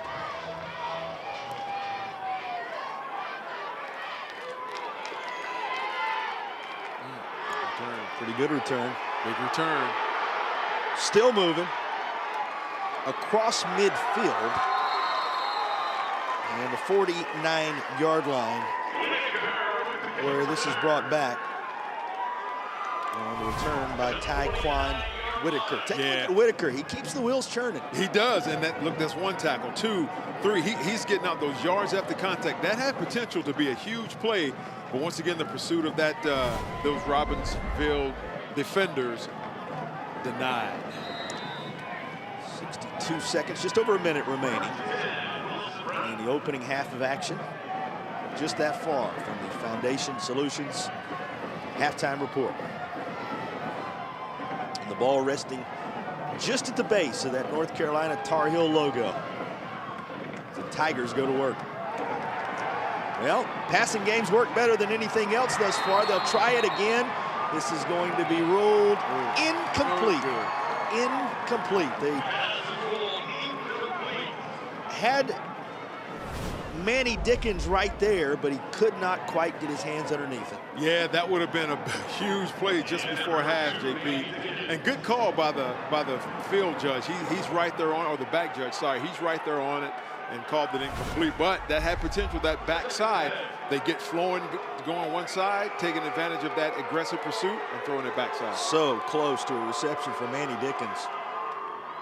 Remember, Manny Dickens, son of the head coach, leading receiver from a year ago. They're going to try it far side, going to the direction of the guy who had the return a moment ago. This intended for Tyquan Whitaker is incomplete. You know, before we go too far past Manny Dickens, he talked about it. He said, you know, I'm probably toughest on him than anybody on the team because he's my son. He said, but he's a guy who's a big piece of what we do. Talked about what an honor it is to have him and have that opportunity, a father-son type scenario. Got to be something special to have as your leading returning receiver from a year ago, a guy who bears your name. Yeah, that is cool, but it's also tough to coach your kid. I coached my kid, and, you know, some of the toughest battles I had was with mama at home, right? Well, he said in a press conference, he said, you know, maybe he didn't do exactly what I wanted him to do in the offseason. I got the feeling with a father and a son, neither ever does exactly what the other wants them to do, but what a special moment to look beyond that and say, hey, what a thrill we have to do this together. And after all, as you see the penalty ineligible downfield that's going to back his crew up just a bit, after all, isn't that what transcends football anyway? What's bigger than all of it, that these players, they become families across the course of the year. And when some of them legitimately are blood family, it makes the stories even deeper, even greater. Certainly does. And some of the most powerful words on a high school campus or college campus, as coach says. A coach has so much influence in these kids' lives. It can change a life. Third down, and this is caught, but well short of the marker. So fourth down is coming with 17 seconds to play. Clock winding on down. What's the old adage? Good coach can change a game. Great coach can change a life. That's right. It's worth remembering that. A big thank you to all the coaches and administrators all across the state of North Carolina. You were keeping an eye on the defense right there. Indeed, yeah, that was number 12. And we're going deep here. Yeah, just gonna knock it down going into halftime. That was number 12, Elijah Kirkland on the defense of that earlier play. Well, and then the final play of the game, defended by Tucker Jones among others. They turned that aside, and we have reached halftime. Well, it took a little while to get going from a standpoint of scoring, but Wilson Prep put 6 on the board, only to see Robinsville come back with 8 of their own, and that's where we stand at the intermission with these teams separated by 2. Let's go field side. Madison has one of our head coaches. Well, Coach, you had 2 running backs go down in that first half, and you guys had to adjust offensively. How do you feel like the Black Knights handled that? Well, and on the same play. Yeah, both our big running backs went down, one a knee and then one an ankle, but he's okay, Isaac is. But I told these guys, and then Gibby goes out with a concussion out the rest of the night, but I told them that families got each other's back, you know, in their family at home. If something bad happens to somebody, we're all really quick to pitch in and help out. This is no different on our football team, and our guys have done a great job responding, picking those guys up, because you can see by the tears in their eyes, they want to be out there fighting. But it's special. We just got to come and finish. We got to take care of the football. So.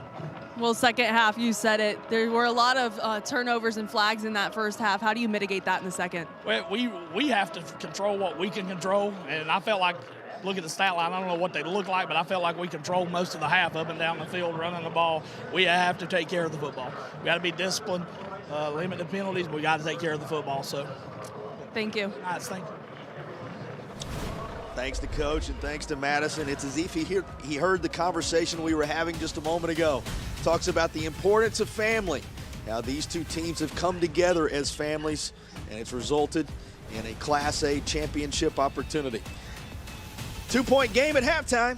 Much more to come. Our halftime coverage is on the other side of the break.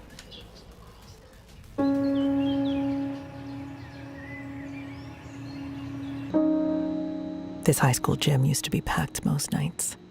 Not anymore. Do you know why?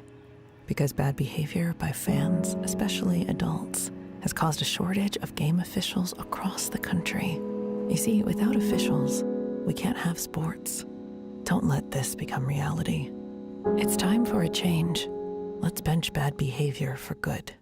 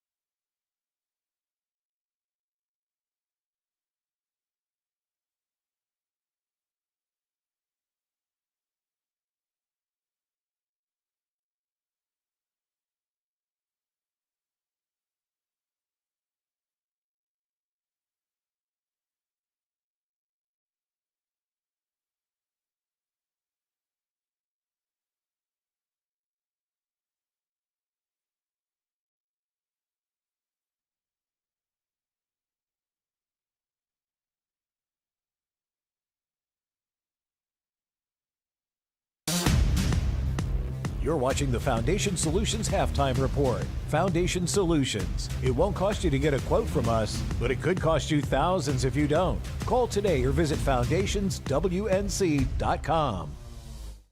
Hey everybody, thank y'all for tuning in to this state championship high school football game. Joining us today is our good friend all the way from Ingalls Markets, Miss Taylor Newhouse. Taylor, are you loving the game so far? Absolutely, it's been a fun one to watch. It has been a fun one to watch. Now, what are you anticipating? An explosive finish, I hope? We always hope for an explosive finish, but definitely an interesting game. All right, we got to talk at the end of the game then. Absolutely. Now, let's talk about high school athletics in general, because from what I understand, Ingalls Markets, y'all have had a long-standing and robust partnership, not just with our organization, but the entire community as a whole. Let's talk about the dynamics of that partnership. Absolutely. We kind of gravitate towards athletics because we feel like it's a great way to reach our communities, but we're with these kids all the way from that first day of elementary school all the way through college. So we're really following them, but athletics is a good way to bring it all together because everyone loves a Friday night football game. They do indeed, including you and I. That's Absolutely. Right. So it sounds like you guys really do bridge that link between academics and athletics. Am I correct to assume that? Yes, definitely. We're there to support children through their entire educational experience. Speaking of supporting children, y'all have people who come into y'all stores and end up working for y'all, people who you go to church with. I mean, this really is a tight-knit community. Is that right? Absolutely. Ingalls is a beacon in all of our communities, and we love to get people in and out of the store, especially these kids that are working at our stores, our athletes and students in the schools that we support as well. That's indeed right. Well, Haley, you know what time it is. It's time to get back to some football. All right, let's do it. Let's do it. We'll see you guys next time on Friday Night Rivals. So, you gonna play this week? You gonna play this week? You gonna play this week? You gonna play this week? You gonna play this week? You gonna play this week? You gonna play this week? You gonna play this week? You gonna play this week? And welcome to the Ingalls Game of the Week as the War Horses square off against the rival. He's going in. He's going in. Go, baby! Ingalls, we're with you every step of the way.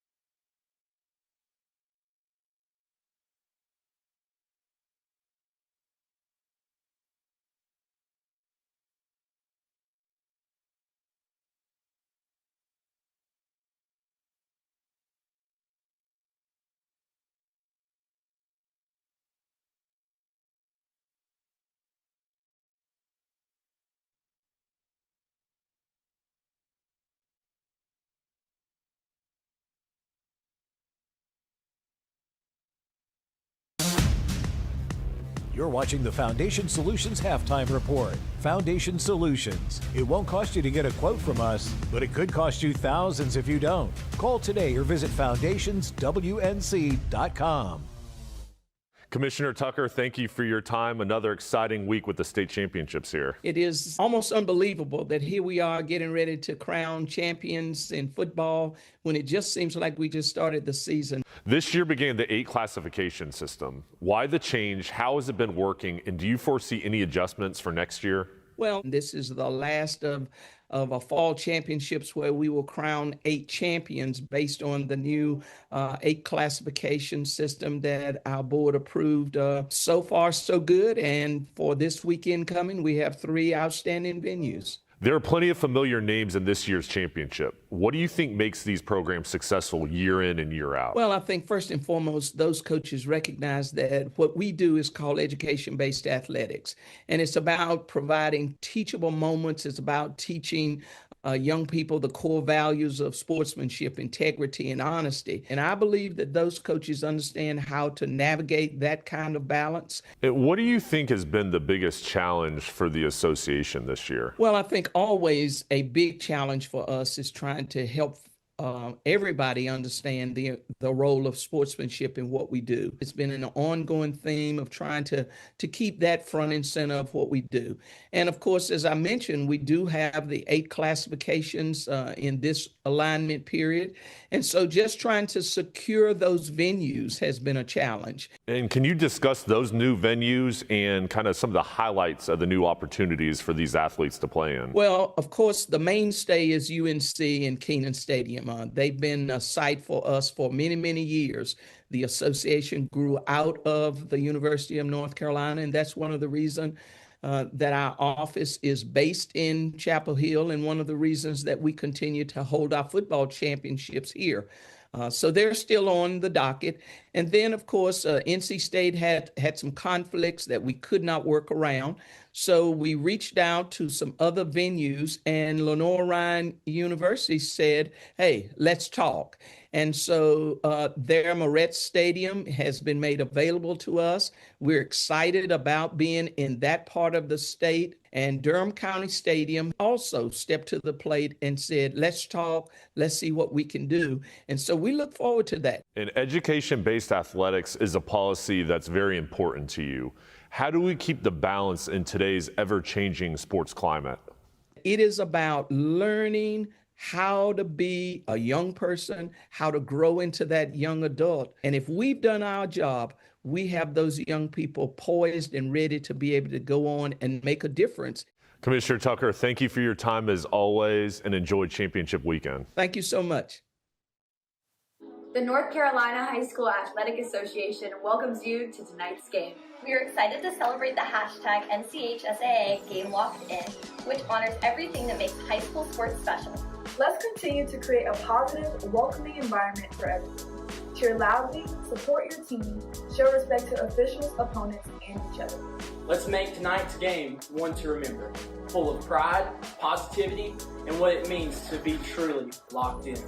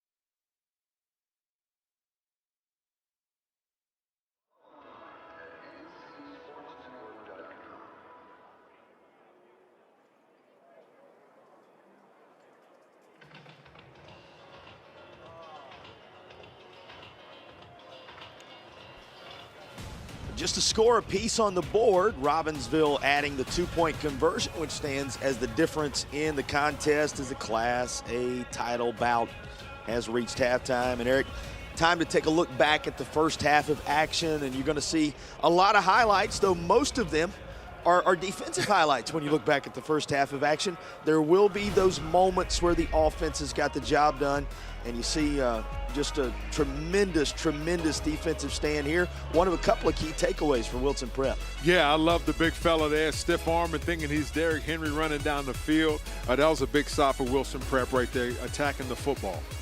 Well, this Wilson Prep team went on the move, and you'll remember marched all the way down. Now it's going to be a 4th down conversion. 4 making his mark in the contest here. Ethan Nelson had his moments in the first half. The big 4 is the 4th down conversion. 4th down goal from the 14, and that's the lone score for Wilson Prep. Yeah, and you know, it's just a throwback. They've been running power to that strong side all night, and they got a throwback there, and they got them on the scoreboard, and they were chasing those points, and you know, we see here with Robinsville doing the same thing, showing that they can pass the football as well. Vines the touchdown catch for Wilson Prep. Lambert the long catch down the sideline, and then everything capped off with a touchdown run from Collins. He followed it up with a 2-point try. That's right. The big fella Collins would not be denied. He is 6'3", 205 pounds, and showing that he wants this football game. Without Tisa Teskey, but with some major moments in the latter stages of the second quarter, Robinsville searching for number 15 all time as a 2-point lead at the half. Time to share with you some of the big moments from around the country as part of Sinclair's Thursday Night Lights, Friday Night Rivals packages. Here's some of the big moments that stand out from 2025. The best Thursday Night Lights and Friday Night Rivals highlights from across the country. Ron, nice cut move and a hurdle. He's still on his feet. Are you kidding me? Caleb Ron, touchdown. Oh my goodness, what did he just do? He will roll right, under pressure, still on his feet, trying to find somebody downfield. He's in trouble. He'll throw it to the back of the end zone. The receiver's wide open. Touchdown, McQueen. Michael Henry got his field goal blocked, caught it, and said, look what I found. Touchdown. In one of the most bizarre football plays you will ever see. Pressure, throws it downfield to the middle of the field. What a catch, coming up and grabbing the ball. Oh my goodness. I had no idea it was one-handed that he grabbed that thing and hauled it in. Another rush, they're gonna throw the screen and it's intercepted. How about the big fella, Akeem Davis? Davis staying on his feet. Look at him go. Davis. It's like a scrum. They can't bring him down. Akeem Davis is still moving. At the 30, at the 25, he's stuck out of there. Are you kidding me, Akeem Davis? He is in for the touchdown. 55-yard field goal from the left hash. The kick is up, and it is. It's gone at the buzzer. Bryant is the hero for the Buccaneers. Tonight's high-end zone views of the game are compliments of Cook Rentals. Now in 5 locations across North Carolina. Cook Rentals, renting the smart way to get things done.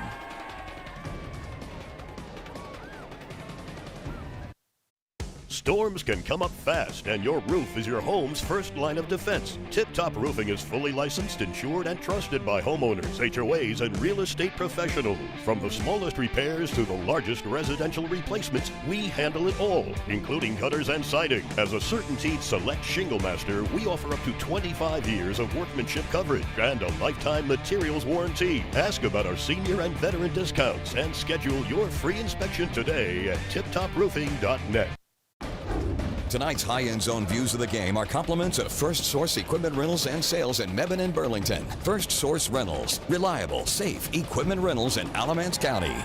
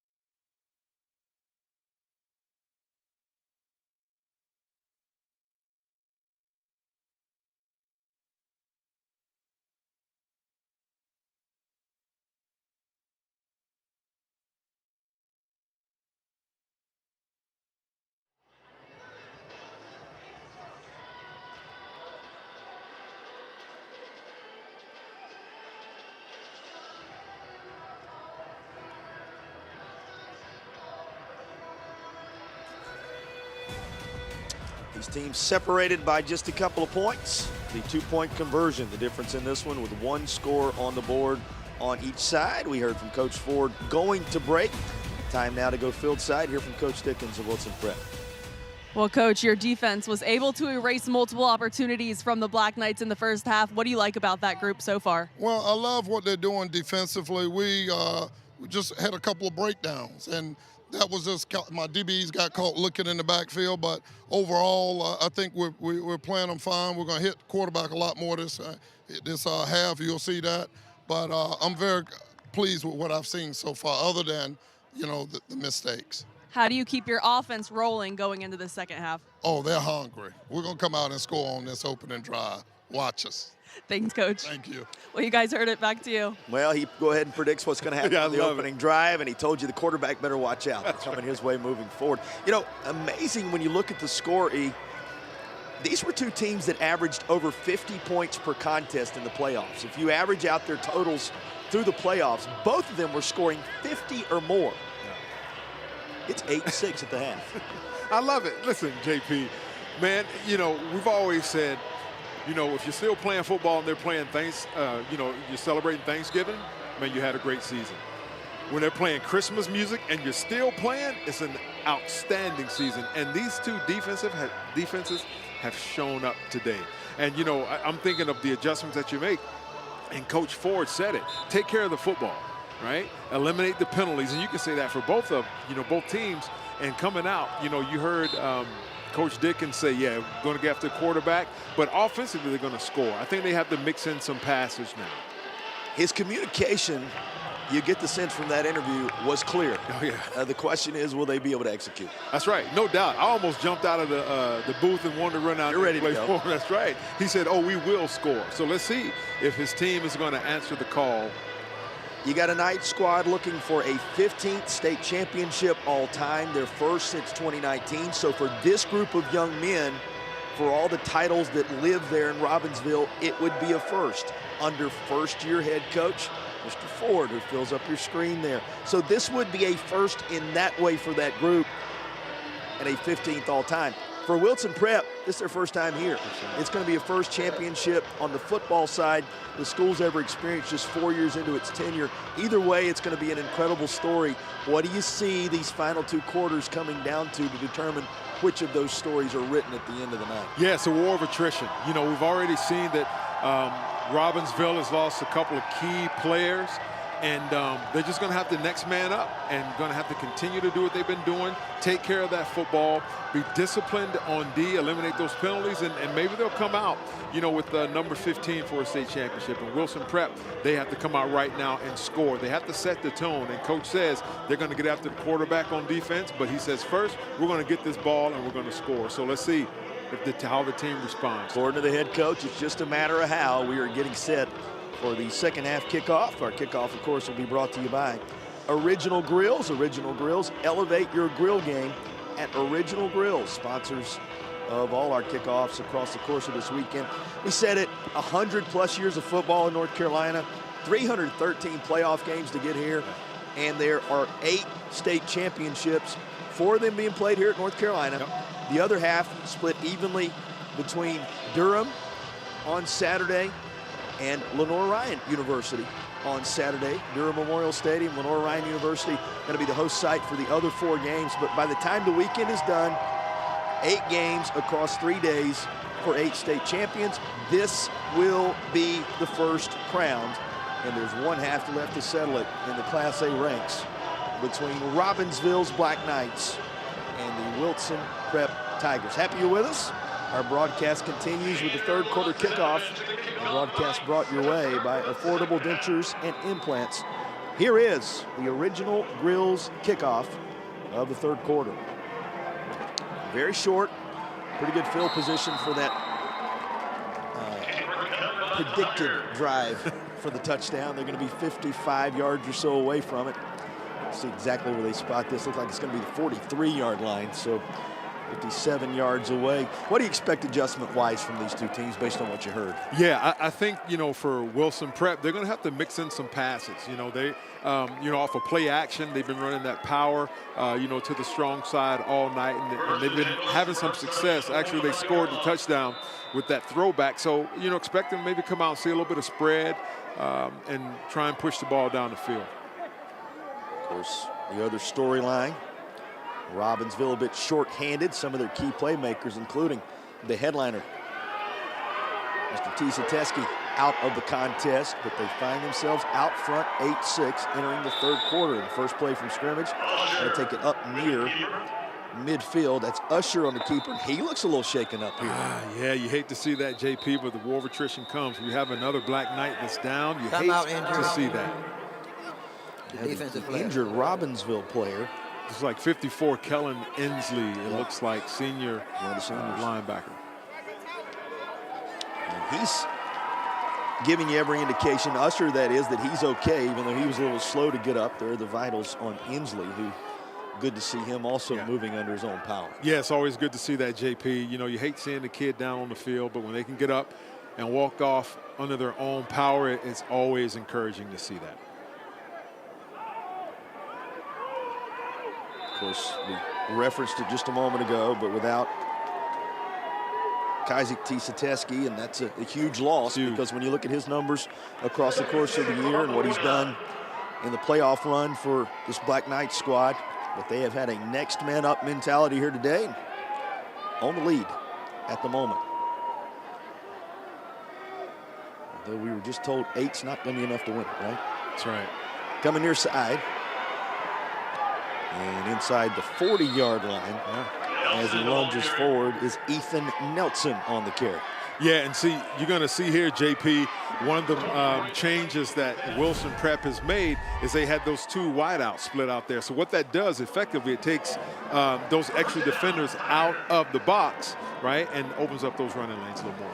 That is a tip-top roofing first down. And on the tip-top roofing first down play, left side, but nothing much there. Well, a couple yards on the first down gain. As we dip under 11 minutes to play, freshly underway in the third quarter. And a game dominated by my broadcast partner's very favorite thing, defense. I absolutely love it. Now, they've come out in that same formation with those wideouts and just kind of like that double wing set. Same set here. Now, watch for some play action off that, JP, where they, fake the run and then raise up and throw it.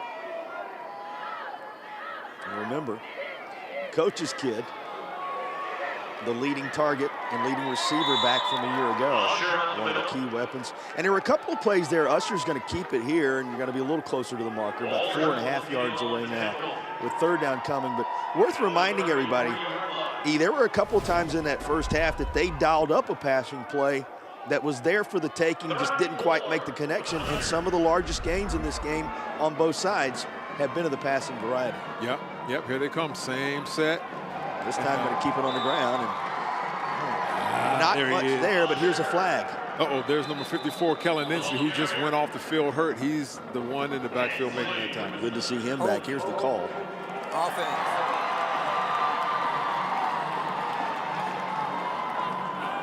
Okay. Inside guy. Hold it. Offense. 10 yards. There we go. Number 3 held him. Yeah, that was Inslee, inserting himself into that line of scrimmage and got that holding call. He's a handful. Yes, he is. Yes, he is. I love it. I mean, that's attack defense. You're getting downhill right now. If the prediction is going to come true, it's got to now happen from behind the sticks. That's right. Third down. The line to make is the 29-yard line for Wilson Prep.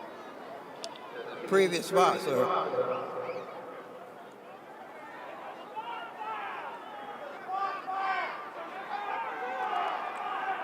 Well, a little bit of discussion with. Sounds like Coach Ford is saying there's a spot foul, so you're going to spot, mark it off from the spot of the foul, but I'm not sure if that is truly the discussion. And on the other side, they say, what's all the holdup?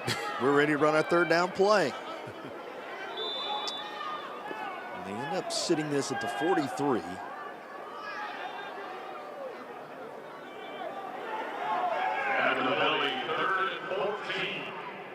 Well, now they're going to march them a little further back. Looked like it was going to be set up for a 3rd and 14. I was going to make a comment. 4th and 14 worked out really well, right? From a earlier in the game goal to go scenario. But this is going to be a little more than that as they back it up to the 49. Yeah, hopefully they got it figured out now, JP. 20 yards the difference between here and where they need to be. 29-yard line, what they're looking for. And that's incomplete. A flag comes out on the 3rd down play. Looks like the indication is holding by the side judge here. Holding. Offense. 10 yards.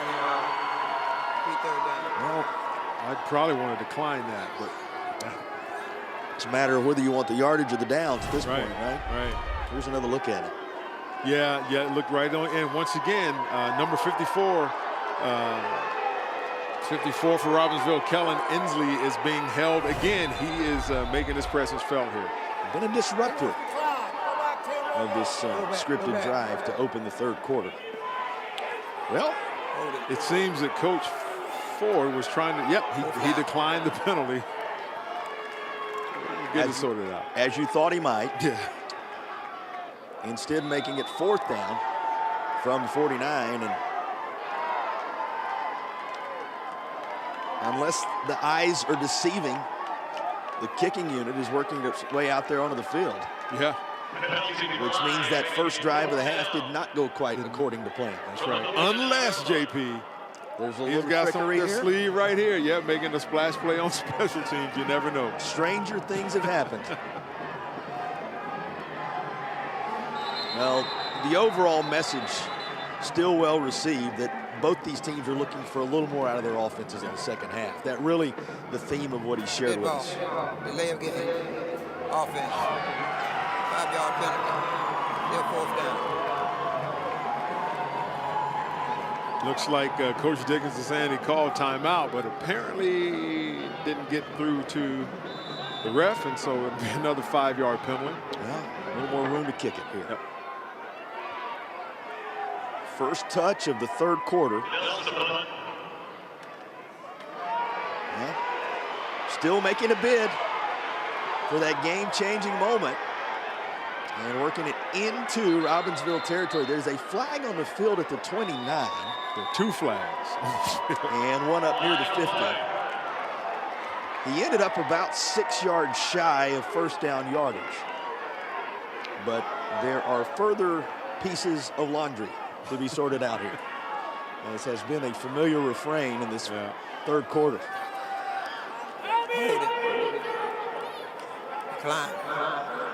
1st down. So it was another holding penalty against Wilson Prep. And since it's their football, Robinsville said, we don't want that one either. It will be the Knights back in command offensively and leading it by a couple when you return to Chapel Hill.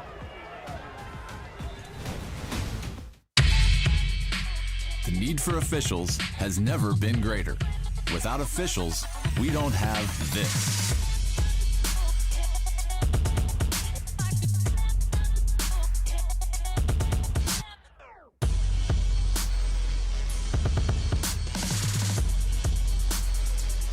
Make the right call. Become an NCHSAA official. Visit NCHSAA.org for more details.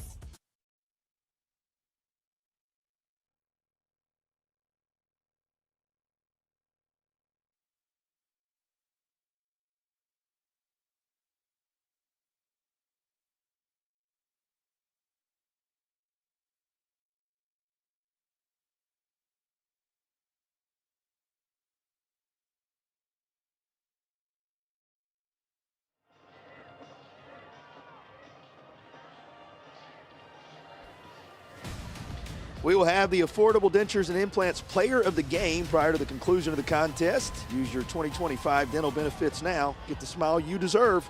Visit affordabledentures.com for a practice near you. Too early to tell who the player of the game will be. Too early to tell who the champion in this game is going to be. Just a slim margin as Robinsville goes to work. Got to ask you about adjustments for Robinsville. We talked a lot about what Wilson Prep will be trying to do here in this third quarter. How about the Knights? Yeah, I think the Knights are just going to have to remain consistent. You know, eliminate the penalties and hold on to the football. They've been in some great positions, you know, as far as in the red zone and, you know, fumble the ball. So I think it's just really taking care of the football, eating up as much of the clock as you can, because right now they're nursing a 2-point lead. Ended up giving it to Cameron Allison there. And it looks like it's going to be a false start. Dead ball. False start. Offense. 5-yard penalty. Now, both these coaches made aware now, you got to execute these situations to perfection here in the state championship environment. And second down from behind the sticks is coming. Yeah, it's got to be frustrating. You know, you played such a good game, and, you know, it's the little mistakes, little middle mistakes that happened. And once again, you know, for Robinsville, they're playing with 2 of their starters down. Well, I'm going to put a little more meat on the bones of what we were talking about earlier, about the difference in this contest and the scoring in the playoffs. Think about the last, let's just take the last 5 games dating back beyond that for Robinsville. 61-0 against Rosman, 54-7 against Cherokee, 56-7 against Andrews, 54-7 against East Columbus, 41-7 against South Davidson. 8 on the board. Yeah. Flip over to the other side. 70-0 against North Edgecombe. Southeast Collegiate, that was a 64-40 game for Wilson Prep. Then against Kent Pride, 42-16. Then Northside Pinetown, 52-22. There are 6 on the board for the Tigers. Think about the 2 journeys and paths to this point where they're both averaging over 50 per contest, and they have combined for 14 points contest. Yeah, once again, JP, my heart is overwhelmed with joy because I love the defensive, you know, gamesmanship. You are telling me it's music to your ears. It's music to my, I love it. I love these knockdown, drag out heavyweight fights. I absolutely love it. I think it's a reminder too that in the state championship environment, as Robinsville is set to kick it away, you just never know what it's going to take to win the title. Sometimes you have to win it differently than you've been winning along the way. That seems to be the case tonight for these 2. It is blown dead at the 28-yard line. That is where Wilson Prep will take over. So it's the Tigers' turn. Down a couple with 6:40 to go in the third. What'd you see on the opening drive of the third quarter for both teams? Well, I saw Wilson Prep attempting to do what Coach Dickens said. We're going to score this opening drive on that fake punt for 4th and 25, something like that. And it was just about 6 yards short. So if they did it they ran that in the middle of the field, I can see right now this is going to be a knockdown, drag out. They're going to pull out all the stops here, JP. Yeah, went for 19 on a need of 26 basis. Here is Usher up across the 35 to the 39. You know, Usher's had his moments so far in this game, but maybe not that defining moment just yet. Yeah, not yet. You know, he's a 210-pounder, 5'11", so he's like a little bowling ball. You kind of get tired of hitting that, JP, as the game progresses, but I'm sure we're going to get a steady dose. They've been doing it all year. This is what got them here. They're going to continue to do it. He rushes for a first down here. Yep. Another dose of Usher. For more on the ball carrier for Wilson Prep, let's check in again with Madison. Well, his head coach calls him a warrior. He is playing on an injury, guys, that he didn't even know he had. Back in week 1 against Clayton, he broke his foot and didn't even realize it. About a week ago, after a bout of turf toe, he got it x-rayed, and the doctor told him, dude, your foot's broken. But even so, he's still rushed for nearly 1,900 yards coming to this game so far this season. Just a remarkable story. Think on that, E. Yeah. Broken foot, you're unaware, you know something's not quite right. I'll just almost rush for 2,000 yards. A remarkable season for a young man who's given his team everything. Yeah, and you carry that attitude and mentality into life, he's going to be successful at no matter what he does. And so kudos to that young fella and for the training staff, you know, to diagnose that and to keep him out there playing. Bounced oh, boy. right into things. There's a ball on the turf. It appeared to be fumbled, and they're trying to unfurl the pile. It appears that the Tigers have it. Whew. And there's something I noticed during warm-ups with the football. He was carrying it a little bit loose, a little bit low, and here he's just trying to make something happen, right? Fatigue is setting in, and there's, I couldn't see the number, looks like number 33. That would be Christian Kohler to punch that ball out. Talked to that young man's parents before the game, and they said it's pronounced Kohler. And so Kohler gets his moment there with causing that fumble. Good stuff. And Nelson, by the way, going to owe somebody on that offensive line. That's We're right. coming on the scene and taking care of business on the recovery. Third down. A long 2. Comes near side, and that appears to be enough. It is. In fact, he's going to have about a yard or so more than he needed as the ball was carried by Vines. Remember, Vines had the touchdown reception a little earlier in the contest, and here he comes away with the first down carry.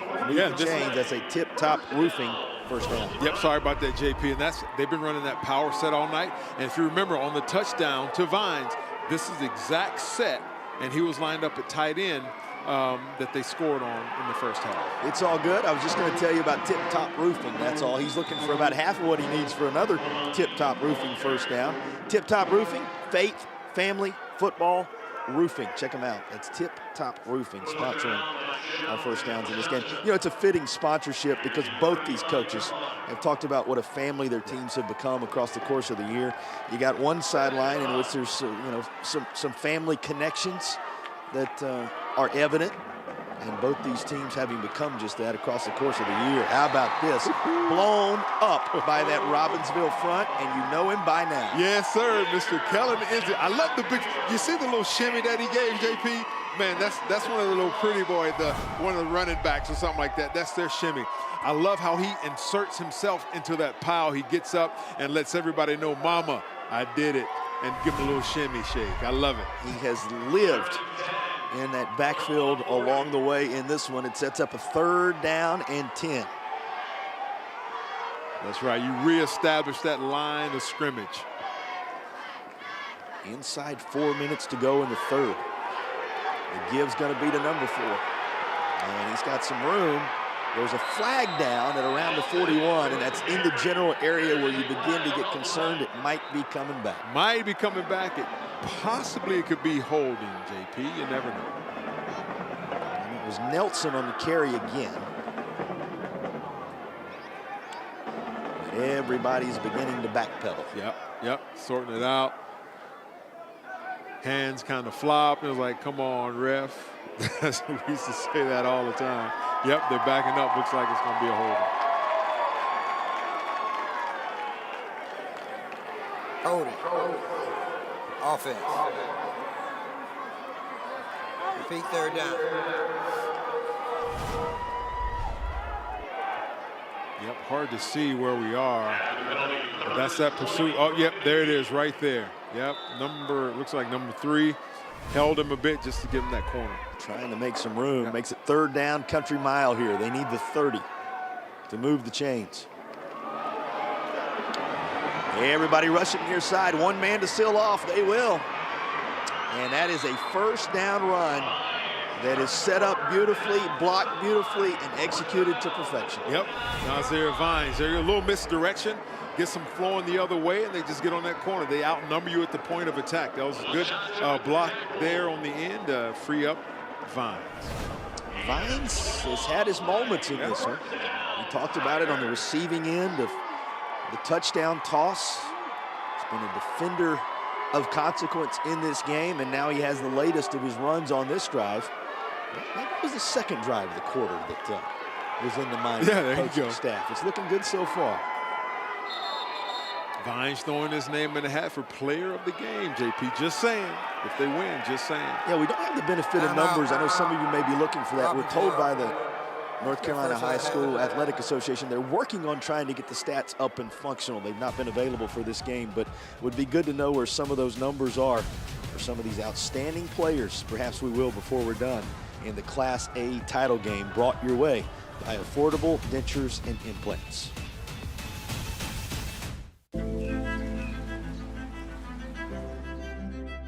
Every first day needs someone who believes in all the days that follow. First practice, first breakthrough, first business plan. A Legacy is proud to partner with Wake Forest University to believe in all of your starts. Because when someone is behind you, everything is in front of you.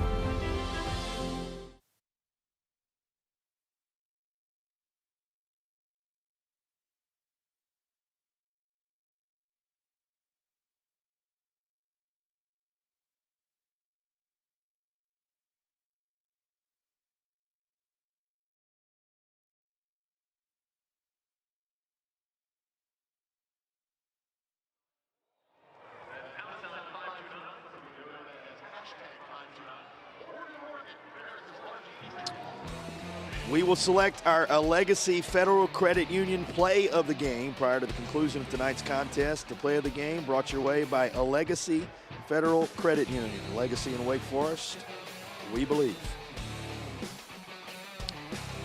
After the first down conversion, tip-top roofing first down play coming your way. That was a thing of beauty from Vines and company. Vines leads the way this time, and Usher, as you have said more than once, Eric, the premier rusher, takes it over the left side for about 2.5, and second down's coming. Yeah, it looks like a little counter they ran there and pulled those three lined up in the wing and just tried to lead them up through. But once again, that team pursuit by Robinsville has proven them well this night, JP.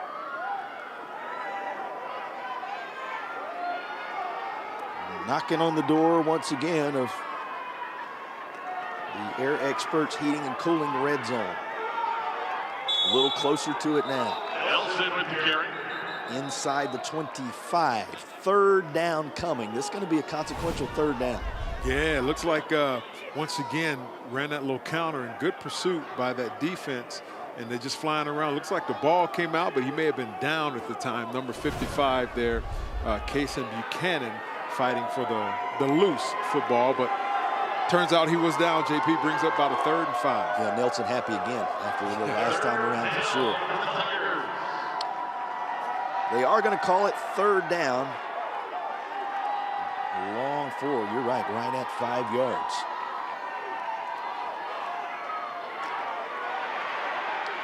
And Vines this time followed out to the far regions and not allowed to turn the corner. Nice play by number 23, Luke Green. He was there. And once again, they're just following their keys and stringing them out. And Luke, great pursuit by that defense right there and closing off the way for Mr. Nazir Vines. And I think it was number 33, buddy Christian Kohler there on the play as well. Or it was 23, I'm sorry. Vitals on Luke Green. 80 seconds remaining in the third quarter.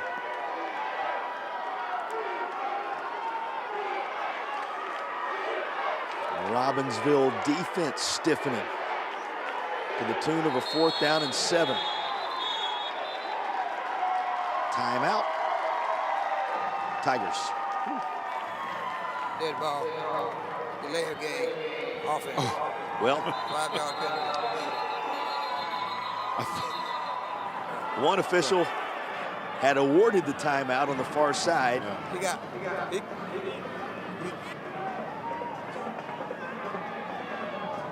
Our referee was ready to mark off some yardage, but it appears as if... Timeout. There we go. Wilson Prep. It appears as if word has made its way from one side of the field to the other, and timeout is granted, so there will be no penalty yards. It's going to be a 4th and 7 Take us inside the huddle here for Wilson Prep. Yeah, first of all, the ref kind of chuckled at himself, right? He's like, happens. Yeah, sorry. It happens.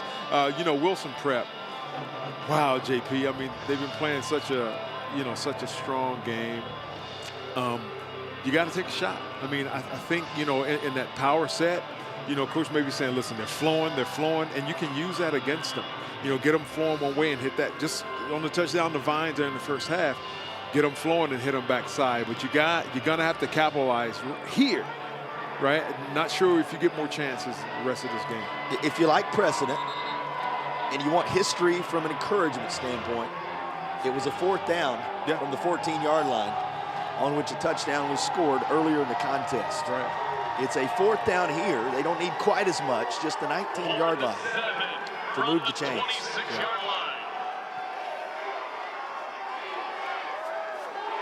First time we're seeing that true spread tonight, JP. Nelson tried to find some space in the middle. It wasn't there. The ball's loose. At this point, the Tigers were trying to keep the ball loose and hope that something might happen. It will not. Robinsville with a turnover on downs forced yet again. That's been a familiar refrain on both sides in this game, and it turns aside this threat from Wilson Prep. I tell you, JP, that was the first time we're seeing that spread, and it was just a design run, it seemed. And they were rolling out, but that defense was not fooled, and that pursuit got to him. You continue to talk about Kellen Inslee. I love it. And he ends up with the football somewhat fittingly in his hands when all is said and done here. That's right. He's pointing to Mama. Mama, look, I got me a football. I love it. Inslee, one of those senior leaders. You know, think about an entire group, a senior class, never having participated in a state championship environment for Robinsville, attempting to bring one home. Yeah, not to be denied, JP. I mean, if you think about it, all they have to do is protect this lead. I mean, if they keep playing that solid defense led by that young man, number 54, Inslee, hey, you never know, JP, but, man, you know, points are hard to come by, as you mentioned earlier, that both averaging over 50 points in the last couple of games, and now 14 points between the both of them. 54 on the other side. Kennedy was a little shaken up on that last play. They tend to him. The standout freshman appears to be all right, which is a good sign. Yeah, it is, JP. And once again, they're making memories every single second of this game. And, of course, you want to come out on top, but there can only be one state champion in 1A. Just over a quarter to settle who that is going to be. Inside the final minute of the third. Robinsville takes over on downs. Finds a corner up across the 40. And Allison is finally run out of bounds near the marker at the 44-yard line. Actually going to say he stepped out at around the 42, so he's going to be about 3 yards shy of the first down. Yeah, just a little jet sweep out of that spread formation. And I tell you, we may not see the ball thrown a whole lot more to try and keep that clock running if you're Robinsville, but keep eating away at those yards up, try and get that first down to keep the clock running.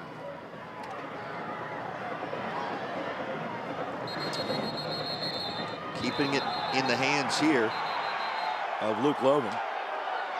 It's pushed back a ways. Logan's going to be helped to his feet. Yeah, something you'll see, JP, as it plays out more because these young men are playing Ironman football and they don't come off the field, cramps may start to set in. You know, you got to drink that water and stay hydrated, and you hate to see that, but you hope that's all that it is. It's just a simple cramp, but because he's injured, he's going to have to take a play off. And, you know, well, maybe not unless they call timeout, but it seems he's going to have to come off the field. Well, you see, he's struggling just a little bit as he comes toward the sideline here. Yeah. Try, as you said, to take care of that first of all responsibilities. And here's Braylon Blevins. Blevins, the 10th grader, into the contest now. Braylon Blevins finds himself in a key moment, a third down. A lot of finger pointing. A lot of play runs, and guess who? Same guy who had the touchdown and the two-point conversion earlier. They go back to Isaac Collins, and it moves the chains. Now, JP, of all the penalties that have been called today, here you have everybody moving. You have the defense that may have stepped into the neutral zone, and then you got the offensive lineman sitting out pointing, and no penalty is called. Well, here you go. First down.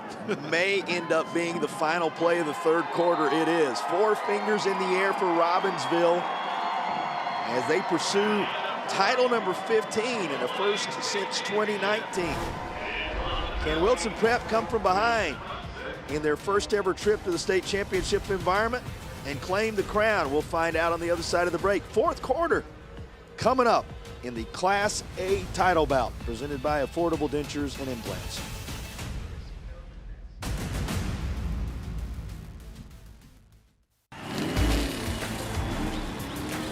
Robert, go for more. Hey. Hurt in a car wreck? Don't go up against the insurance company alone. Let the heavy hitters do it for you. Call 800-LAW-0804, and we'll go after all the money they should be paying you. Stay out of the courtroom and get into the end zone. Call the heavy hitters. We're attorneys Tatum and Atkinson. Call the heavy hitters. They'll work to get you more. 1-800-LAW-0804. Have you been quoted for trench drain system to fix water intrusion?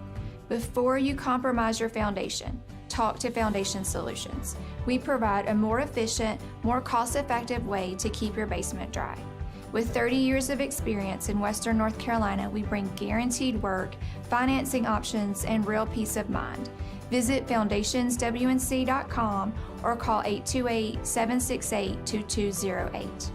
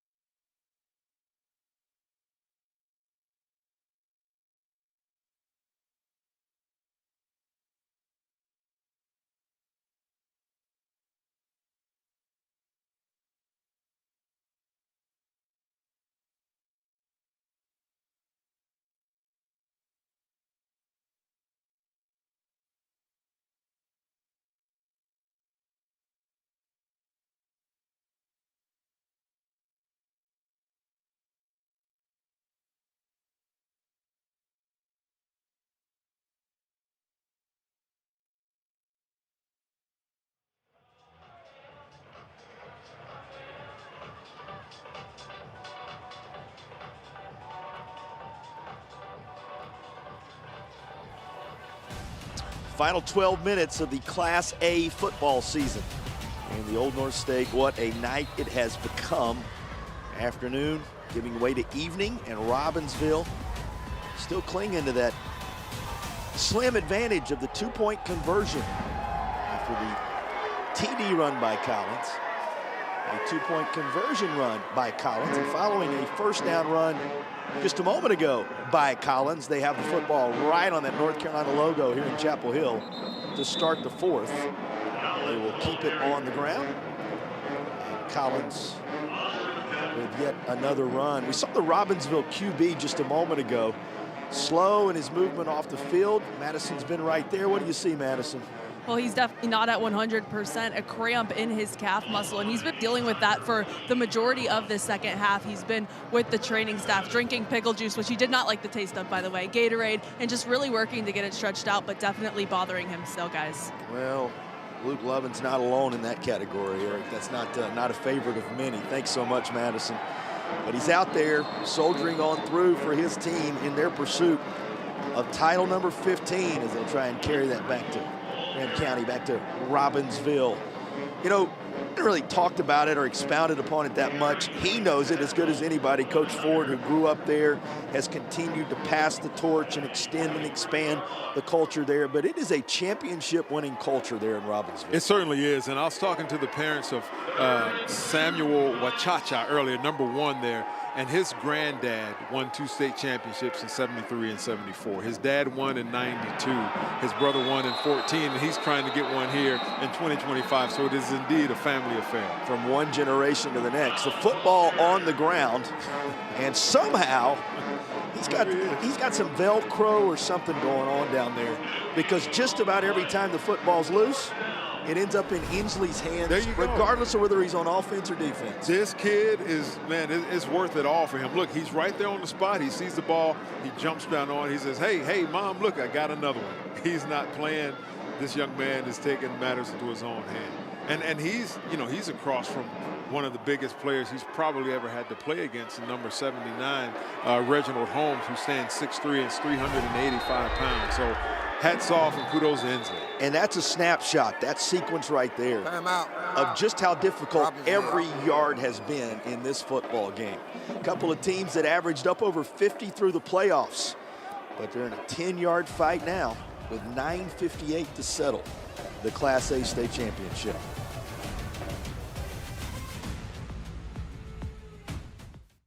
Storms can come up fast, and your roof is your home's first line of defense. Tip Top Roofing is fully licensed, insured, and trusted by homeowners, HOAs, and real estate professionals. From the smallest repairs to the largest residential replacements, we handle it all, including gutters and siding. As a CertainTeed Select Shingle Master, we offer up to 25 years of workmanship coverage and a lifetime materials warranty. Ask about our senior and veteran discounts and schedule your free inspection today at tiptoproofing.net.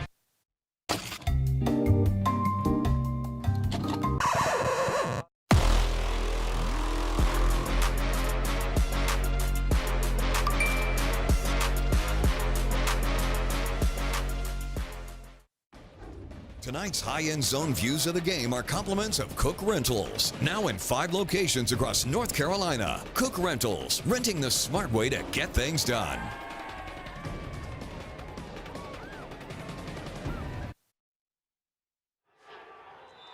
Culminates in a 4th and 2 from the 43-yard line.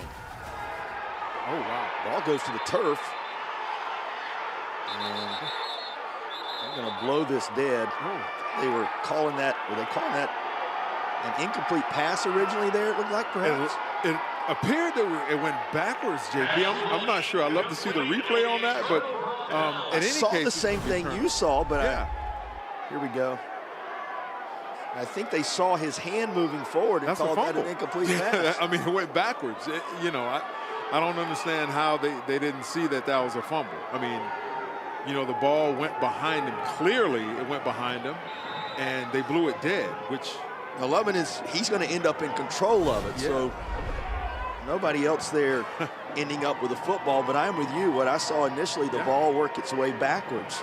Yeah. That's the old Brady play from ages ago. In all accounts in my book, that was a fumble. Ends up being first down for Wilson Prep. They get the football nonetheless, so that's one of those times where even though the call doesn't necessarily go your way, it all works out. And here come the Tigers, 9 yards plus on the first carry of this drive. Can they get something going in the early stages of the 4th? Think about the journey for this group. This is the 3rd year that they've made the playoffs and gone a little deeper than that initial round. In 2022, they fell in the first round, made the 4th round in 23, and the regional final in 24 before reaching the state championship here in 2025. We often talk about progress and incremental progress and taking a step from one year to the next. His team in 4 years of existence has been the very definition of it. And JP, it starts with up front.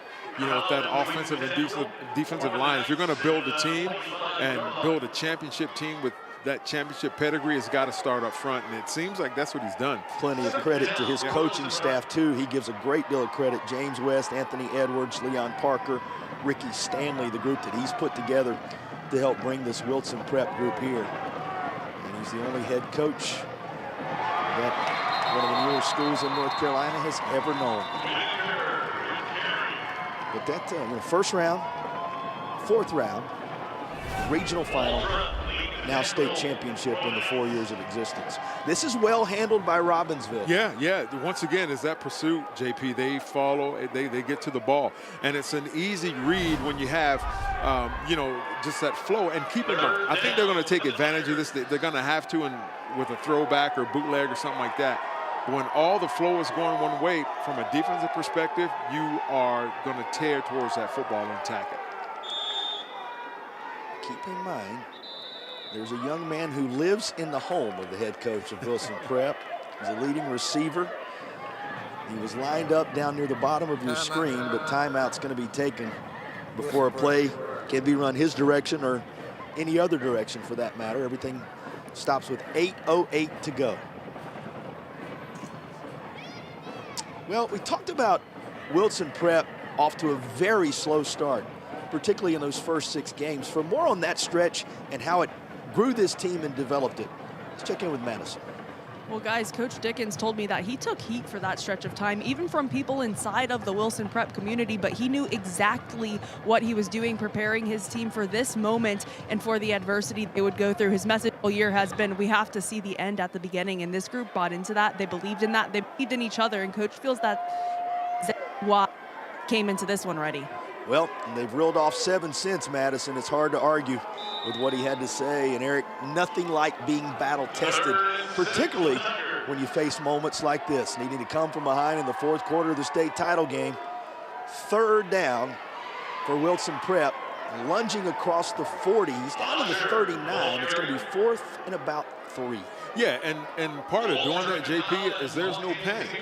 So when you're in this situation now, you're not going to panic. You don't see any panic from them. You just see a slow, methodical beating of that same drum. There's Usher once again, and I'm sure he's going to get it again and try and get these 2 or 3 yards to get that first down. Usher, everybody in the building knowing he would have it. Yep. Everybody for Robinsville plugging the holes to keep him from falling forward. He is turned aside, and Wilson Prep is turned aside as Robinsville has come up with yet another defensive Did I see number 54 at the bottom of that pile, JP?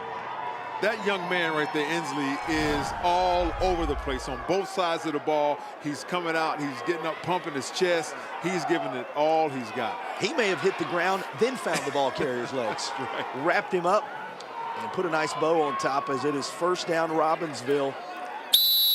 Knights coming away with yet another defensive stop, yet another 4th down turn aside.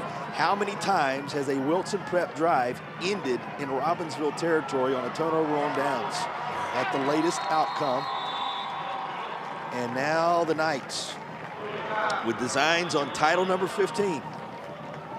Go to work from inside their own territory with 7.5 to play. Yep, that was Luke Green just on an ISO up the middle, led by big Isaac Collins, and I'm sure we're going to get a steady dose as we see, while he's a warrior, Lovin there just kind of limping, favoring that I guess that leg that, he keeps getting a cramp in, but he's not coming out of the game, JP.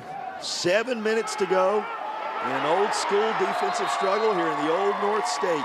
Happy you've joined us here in Chapel Hill for our broadcast of the state championship contest.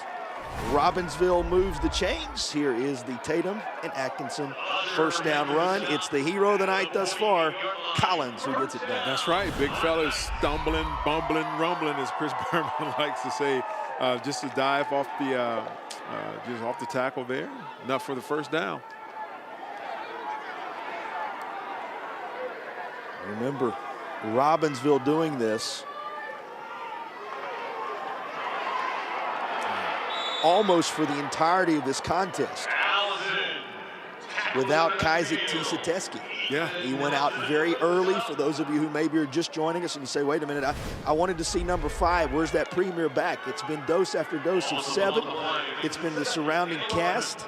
Guys like the one you're seeing here, Cameron Allison, who have filled in the gaps because they lost their premier playmaker after providing what at the time was the biggest play in the football game. Yeah. He was gone, has not been back, yet this group has rallied like the family that Coach Ford said they are, and now they're trying to put themselves in a position to salt away what would be the latest title. Yeah, on that last play, that last tackle, though, we saw Nelson, number 4 for Wilson Prep, kind of get up kind of slow, favoring one shoulder or his hand, but he was telling the ref, no, I'm good. I'm not coming out of this. Not now. He's like, not now. He said, I can rest tonight after this. Got 5.5 minutes, but he's going to give it all he's got. First ever meeting between these two. Key third down coming your way. And the Tigers stand tall, make it 4th down and a long 5. Well, we've talked about his impact offensively. Look who steps up and makes a play defensively. Yeah. And it looks like that last play that Robinsville tried to catch Wilson Prep with 12 men on the field. I guess the big fella got off in time, but the coaches were standing there saying, hey, wait a minute, we caught him. Wilson Prep set to get the football back with under 5 to play. Still down just 2. Here's a little trickery. There will be no kick. There will be no trick. That was snuffed out quickly. How about the pursuit to get the job done by Perry here? By Perry, you gotta love it. And, you know, pulling out all stops, big play on special teams. Look at the speed, look at the pursuit. Just as Robinsville thought they had him, he ran him down from the backside. That young man is excited. Big 5-0, not fooled, and it is Wilson Prep football at the 49-yard line. How big was that play, JP? How big was that? I think that's called a turnover on downs. That's right. We've seen that more than once on both sides along the way in this one. It has been one of the familiar refrains, as has smothering defense. Which offense will break through? Well, here is Usher, far side, and he's out of bounds at the 36. There's Wilson Prep on the move again. A little slow to get up this time is Usher. That's always concerning. That's right. Once again, the drop back and that spread, but it looks like it was designed run from the beginning. Not sure what he was trying to hurdle or jump or whatever, but good job by that young fella. Good tackle by number 21. The lone touchdown tonight, as you see Usher's vitals, after the Tatum and Atkinson first down. The heavy hitters, he certainly took one there. First down play, and we'll get back to that thought. Usher looking downfield, and that's going to one-hop his intended target incomplete. Was just about to say, the lone touchdown tonight for Wilson Prep, at the time book a scoreless tie, was a 4th down and goal from the 14-yard line, in which they found Vines in the corner of the end zone. Can they add something further here with 4 and change to play?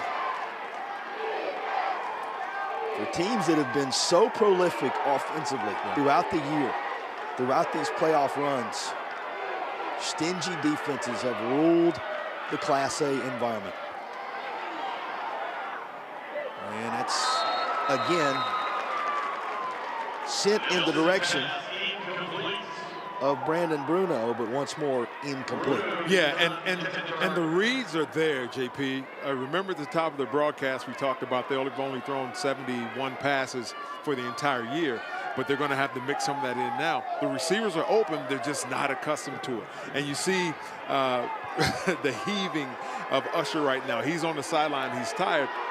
And when you're not accustomed to throwing, but you're having to throw, man, it takes a toll on you. And just the timing and everything with the routes as well is throwing them off a little bit. But once again, kudos to the coaching staff. They're mixing it up. Sense of urgency certainly there.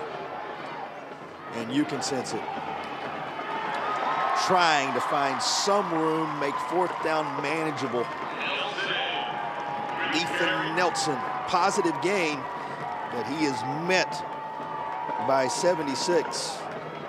Daniels was right where he needed to be. Yeah, 6'5", 260, young fella. He kept his feet moving, pursued the football, and everybody's rallying to the football, JP. And for both of these teams, both defenses are sprinting to the ball and rallying there. And that's going to be the difference in the game right here. This 4th down, what's going to happen? You know, they've been running the spread, which takes more people out of the box, which opens up those running lanes more. But when fatigue sets in, Dane Daniels steps up, stops the third down play. Wilson Prep will call timeout ahead of the fourth down play. Consequential moment in the football game. Maybe the decisive moment in the football game. Coming up on the other side of this break.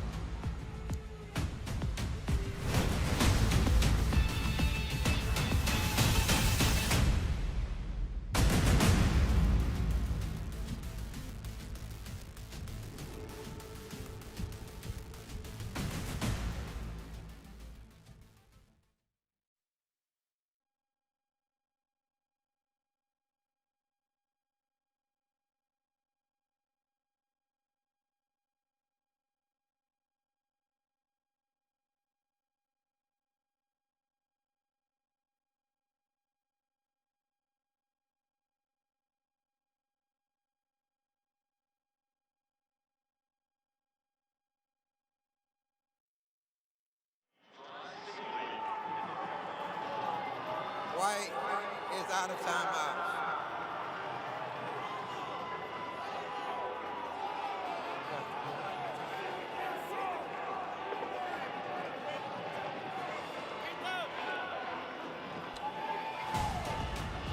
In a first ever trip to the state championship, Wilson Prep trails by a 2-point conversion. Tigers just burned their final timeout with 3:27 to play. That speaks to the importance of this fourth down. They need the 26 to move the chains. Here's pressure, able to get away and make it past the marker to keep hope and the drive alive when you need your playmakers. Here is young Mr. Usher. There you go, JP, getting that empty set, right? It takes all the defenders out of the box, and you're left with him. And they had him there dead to rights, but they just couldn't make the tackle. And, yep, he rumbles for that first down. Breaks a couple of tackles along the way. Trayvon Usher keeps hope alive. He places them in the Air Experts heating and cooling red zone with this first down run. The Air Experts heating and cooling red zone opportunity of the night for Wilson Prep. Schedule your tune-up. You can do it today at airexperts.com. Can they come away with a decisive drive? Toss, incomplete. Oh. Well, the reaction of the receiver tells you everything you need to know. Yeah, hit him right in the hands, JP. Got to make those plays in a game like, in a game like this where scoring is a premium. Hit him right in the chest. Taquan Whitaker, who's made some great plays tonight. You said it. The passing moments, they've been there for the Tigers. And aside from the touchdown in the corner, on 4th and goal from the 14, the connections have been somewhat hard to come by. 3:12 to go here. Again, no timeouts. So this is the drive right now for Wilson Prep. There you go. Usher sees all kind of open real estate far side. He gets to the 5 and is tripped up at the 3-yard line. Yep, by Collins. And JP, they started to figure it out. Run empty set. Get those extra defenders out of the box. Force them to cover, and you're going to have green grass in front of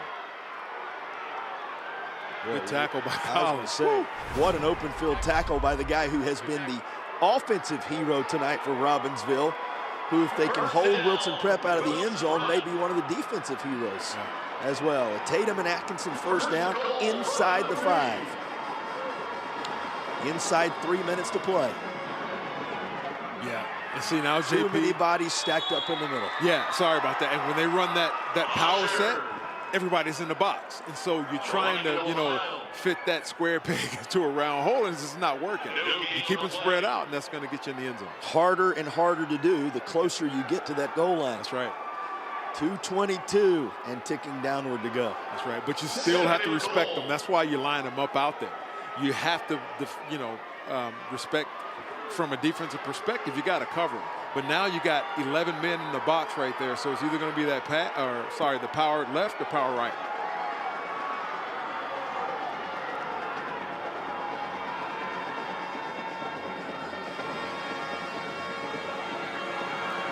Lunging forward.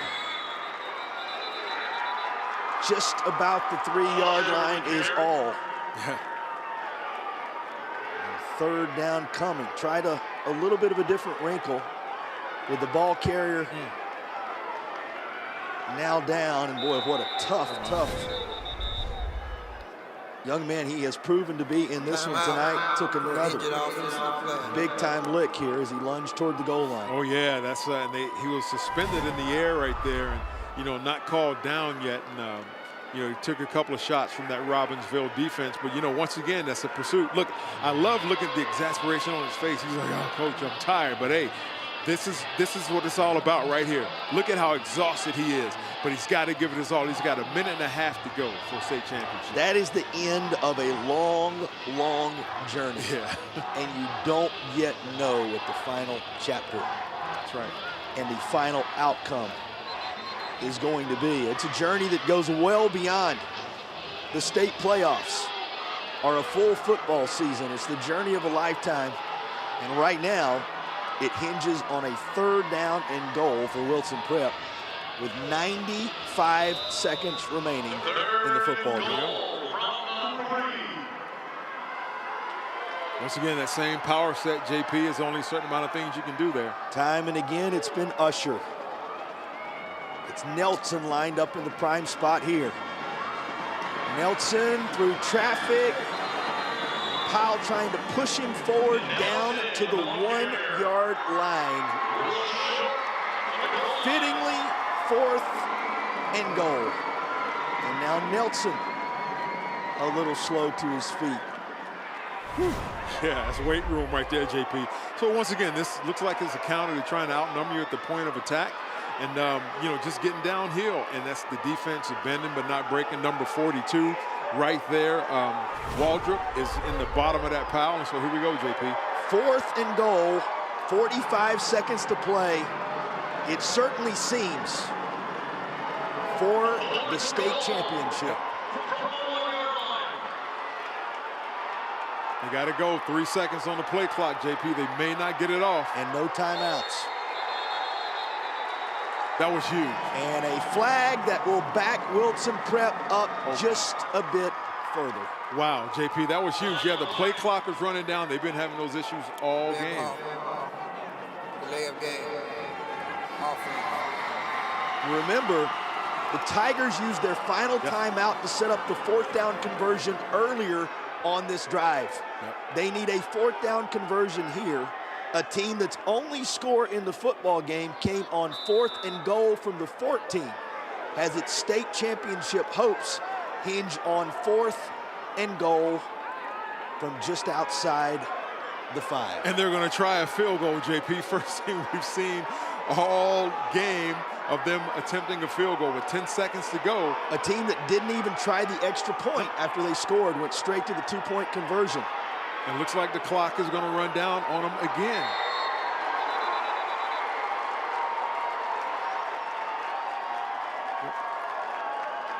Well, they bring the clock to a halt here. Delay a game. For another delay penalty. Good ball. Delay of game. Offense. That's going to make the field goal, if it is to be kicked, a little tougher.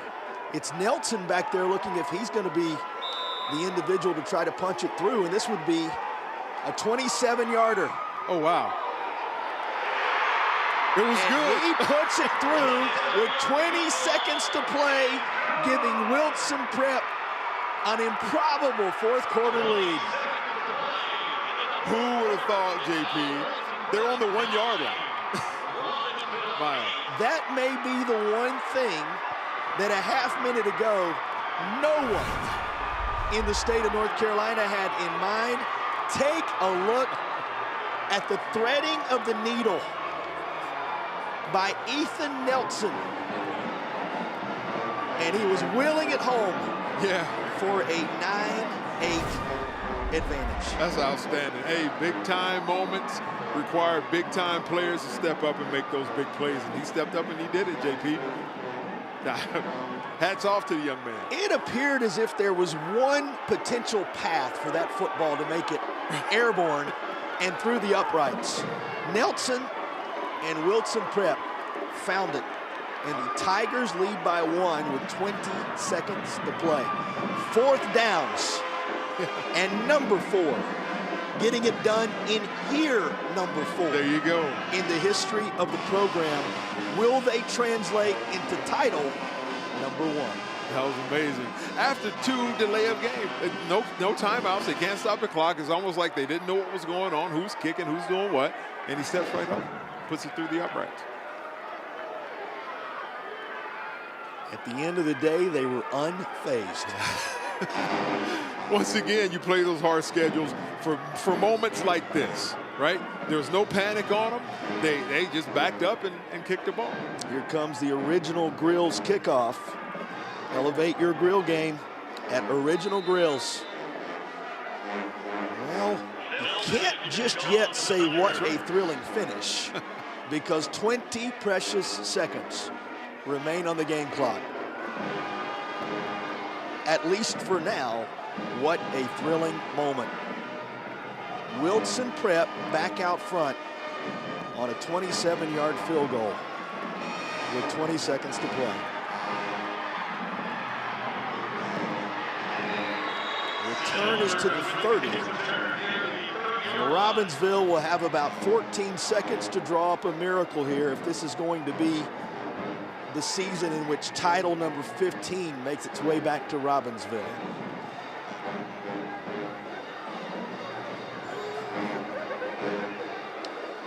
After scoring and going for 2 in the latter stages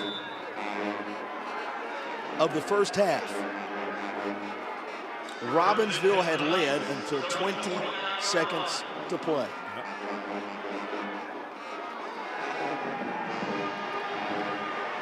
And that is picked off, and that'll seal it. Intercepted by who else but a young man named Dickens.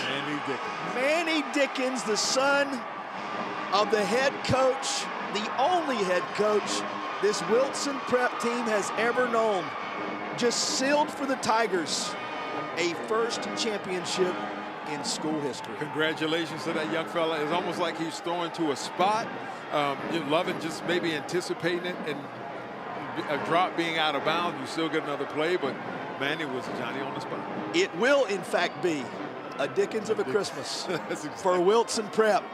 The play call on the 4th down to go with the field goal, the play call earlier on the 4th down and goal from the 14 that put the first points in school history in a championship environment on the board, and the final play by the young man who shares his home. And Wilson Prep's Tigers has claimed the first championship in the Old North State of 2025 and the school's first as they reign supreme in Class A in North Carolina. What a thrilling, we can now say it, what a thrilling finish to this football. That's exactly right, JP. Man, we started off this championship weekend in a phenomenal fashion. Defense ruled the day, and who would have thought a field goal would be the difference. Only one of the contest. That's right.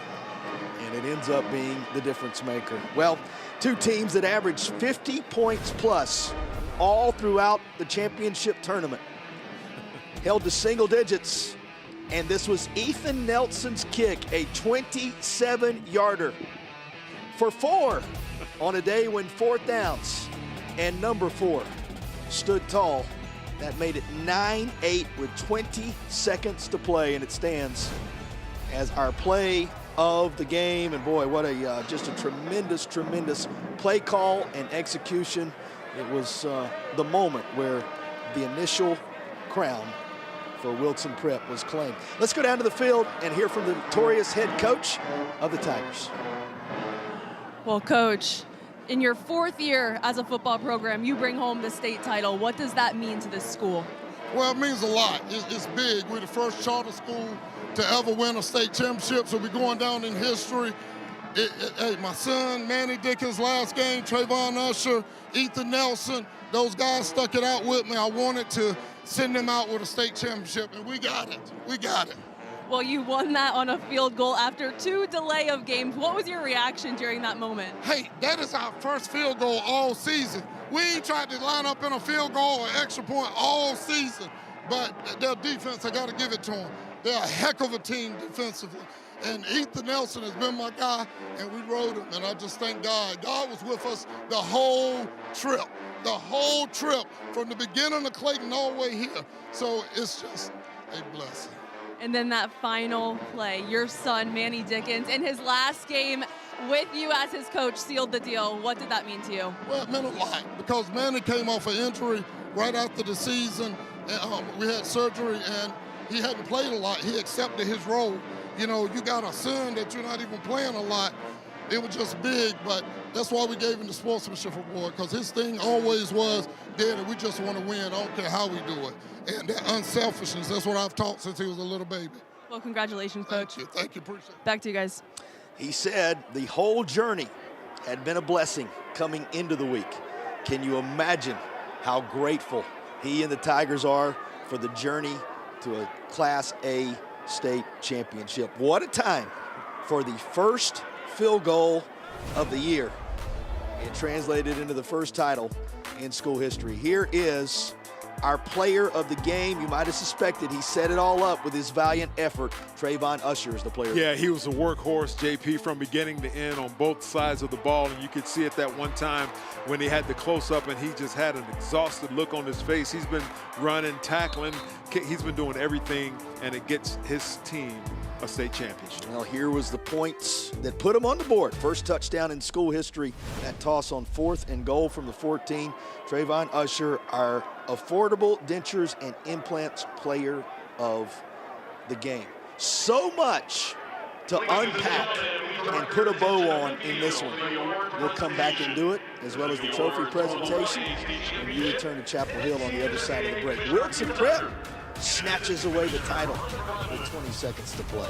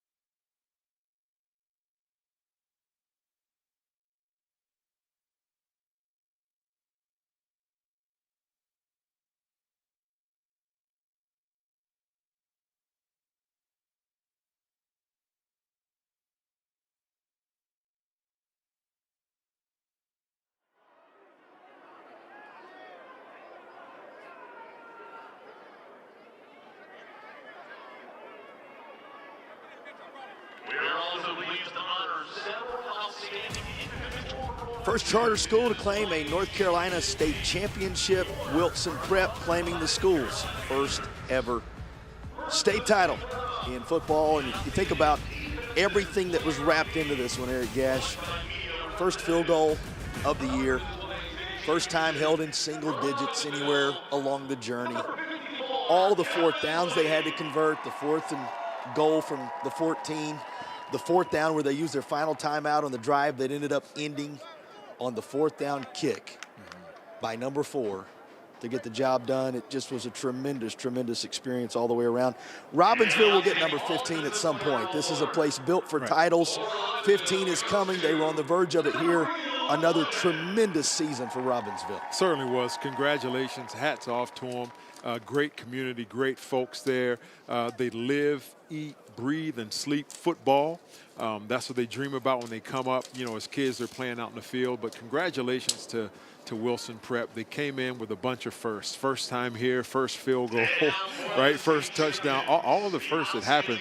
And what I love about both teams is they never panicked. You know, they maintained composure and they kept pushing. And Wilson Prep, first time you ever kicking a field goal is in the state championship, JP. You get 2 delay of game penalties, it backs you up 10 yards, and you still step up and kick it. Man, hats off to him. What do we love about football? You cannot script it. That's right. You cannot script it. Again, congratulations on an outstanding season for Robbinsville. First year under a new head coach, but a guy who knows the community through and through. They will no doubt be back, and this is a team worth remembering.